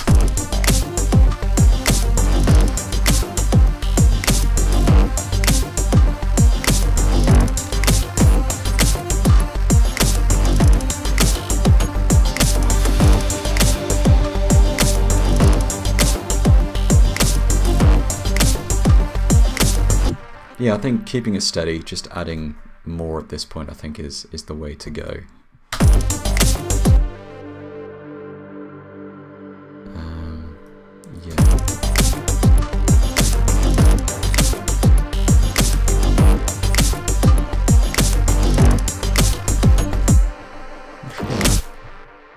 Use that little piece there, so I pop that in there.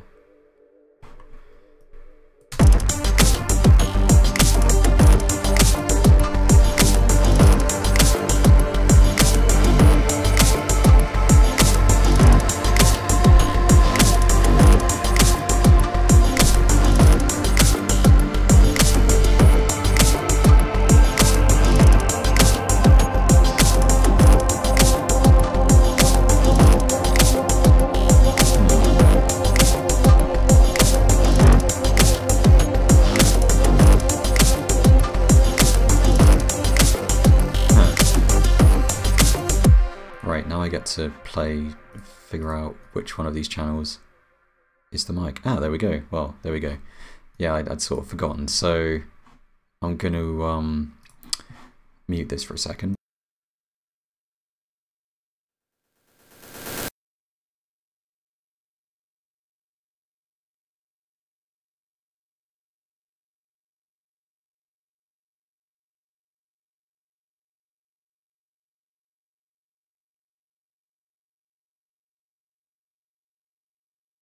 Well, I can't remember which one of these channels was my mic, which is slightly irritating. Was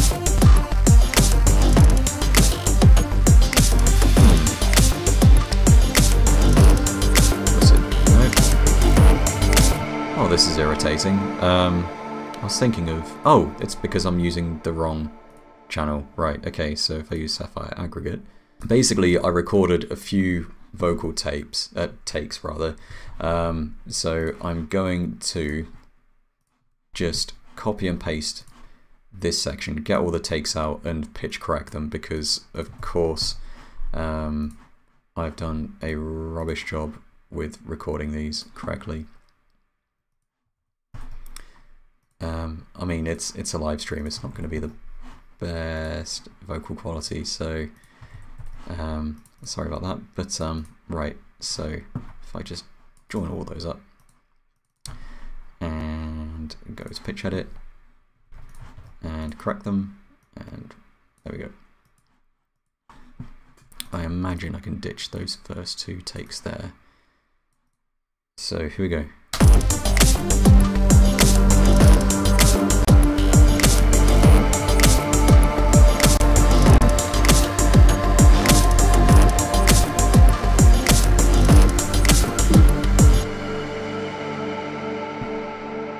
Let's just turn that up a bit.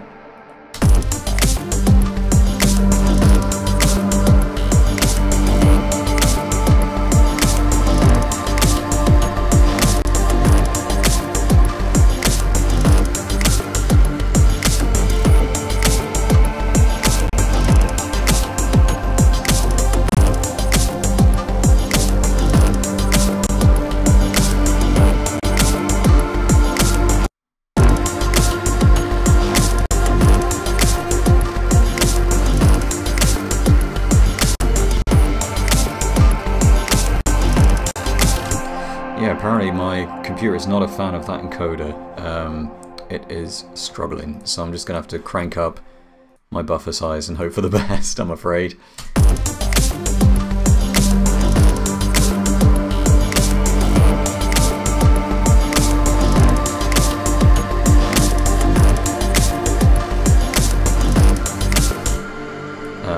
So what I might do is just create I'll create a Thor. Actually no, I'll just head into my patch library and grab a pad of some kind. Saturated pad, actually no. Rounder, that sounds good. So I'm just going to copy that ambient section out and paste it down here and use a player for a change. So I'm just going to use a player, set it to G minor, because I'm pretty sure this is in G minor.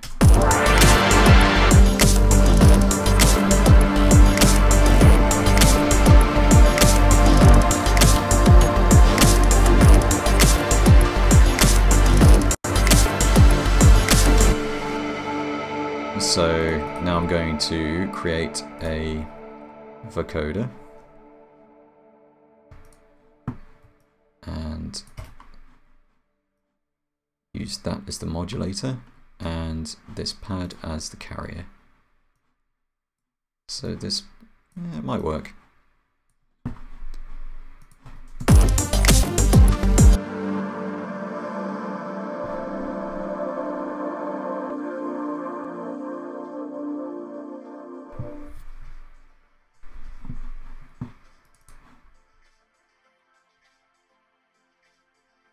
I love that. Oh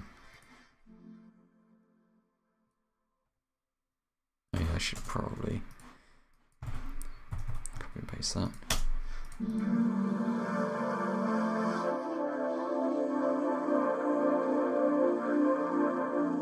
It's one of my favorite sounds, chorused, vocoded vocals.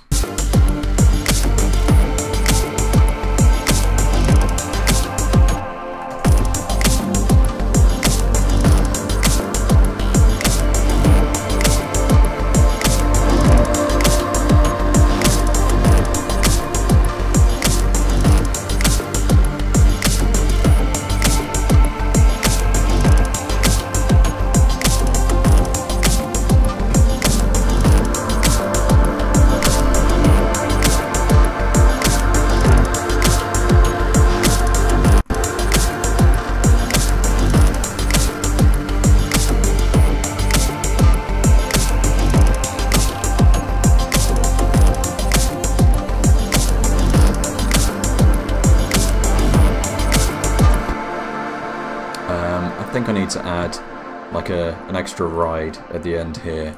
Then I'm probably going to start winding down the track. Hopefully before my computer stops working altogether and the stream just dies again. So if I go in here, good. Shush.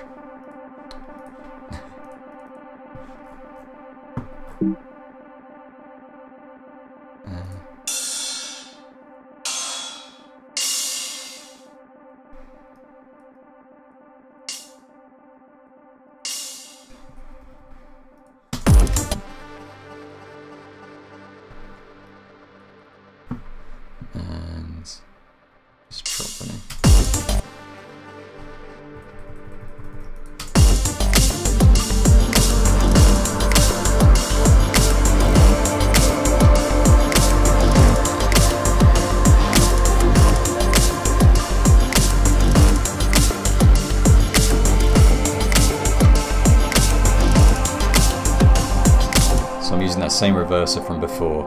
I'm just going to double check this is actually, yeah, it is working right.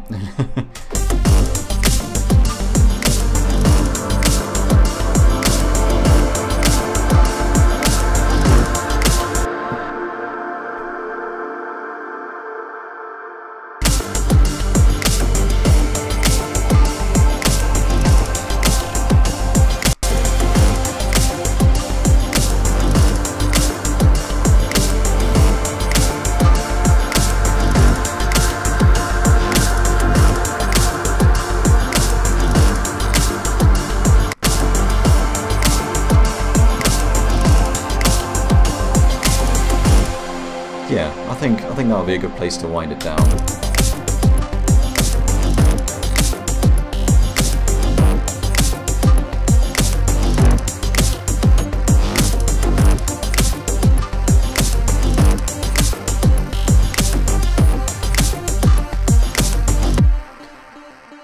And I might just drop the drums for a minute.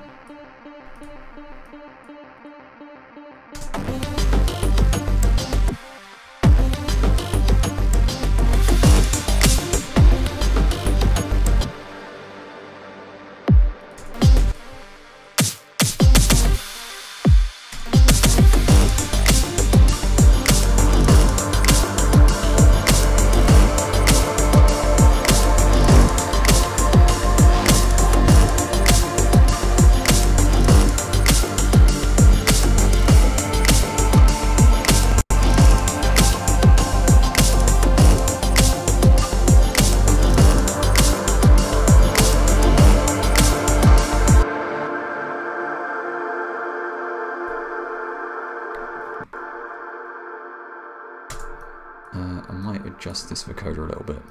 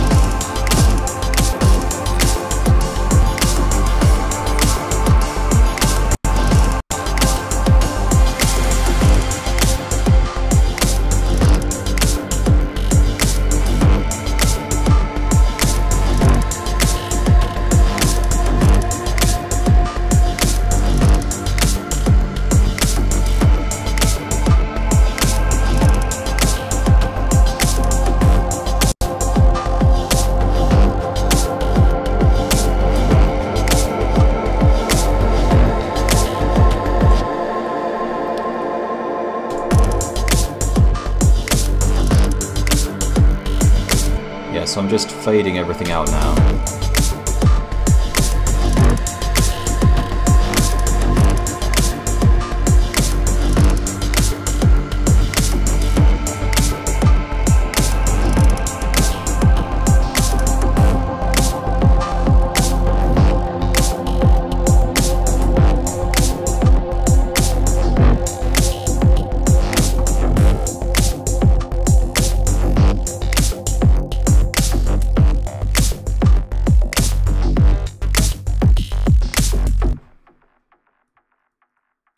And I might just mute the snare at the end.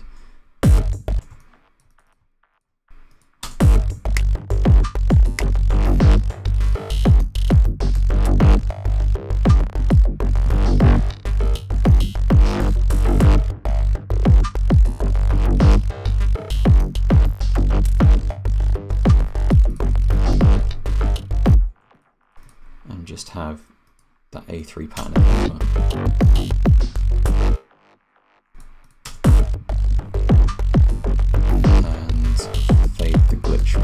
Out.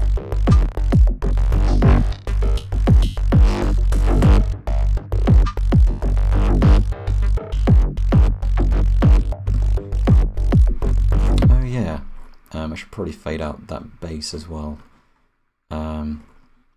especially that grit. So if I just edit the automation on this low pass filter and just fade that out over time.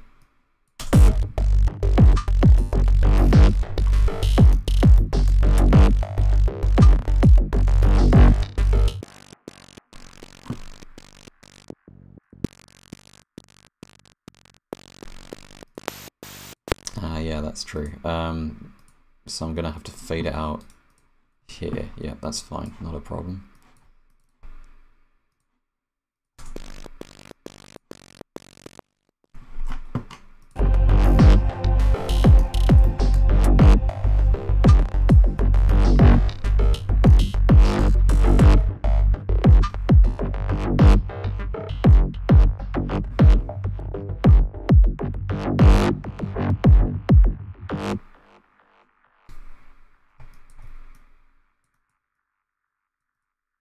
Feels to me like a good place to stop this. So I'm going to go to the insert effects section of the master section and just use a little line mixer to fade out at the end.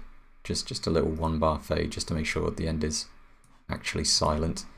So there we go.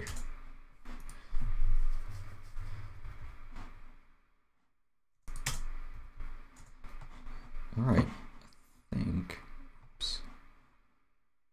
Oh, I'm an idiot. I find it helps if we connect the right thing to the...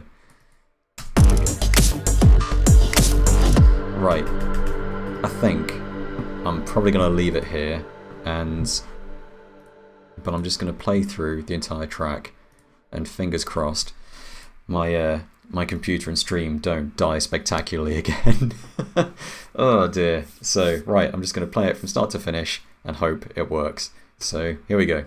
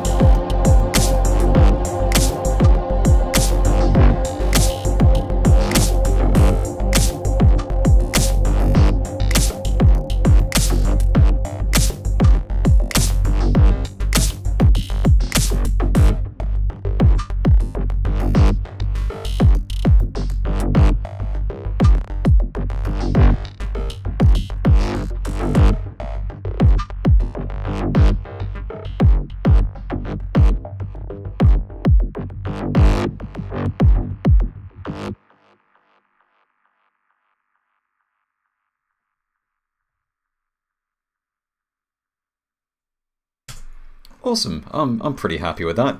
I think the main thing I'll probably be tweaking when I come back to this with a fresh pair of ears and tweak the mix a little bit, as I always do after the streams, is I'd like to play around with that little vocal section a little more, because at the moment I feel like it's just not sitting right. But I feel like there's only so much I can do wearing headphones at the moment, I'm afraid. But I don't think we're going to be changing too much. So thanks for sticking with me during this stream. If there's one thing I can say about my streams, is the production qualities are always wonderful. So yeah, thanks for sticking with me during my technical issues earlier on. But yeah, thanks so much for coming along, and I'm looking forward to revisiting this probably sometime tomorrow and just having a crack at tweaking the mix a little bit. So yeah, I'm probably going to leave it for now and finish the stream, and I'll be archiving on YouTube very shortly. But as always, thanks so much for watching, and I'll be posting the Reason document and all that good stuff afterwards. And yeah, it just feels kind of weird that this might be the last live stream I do in 2018.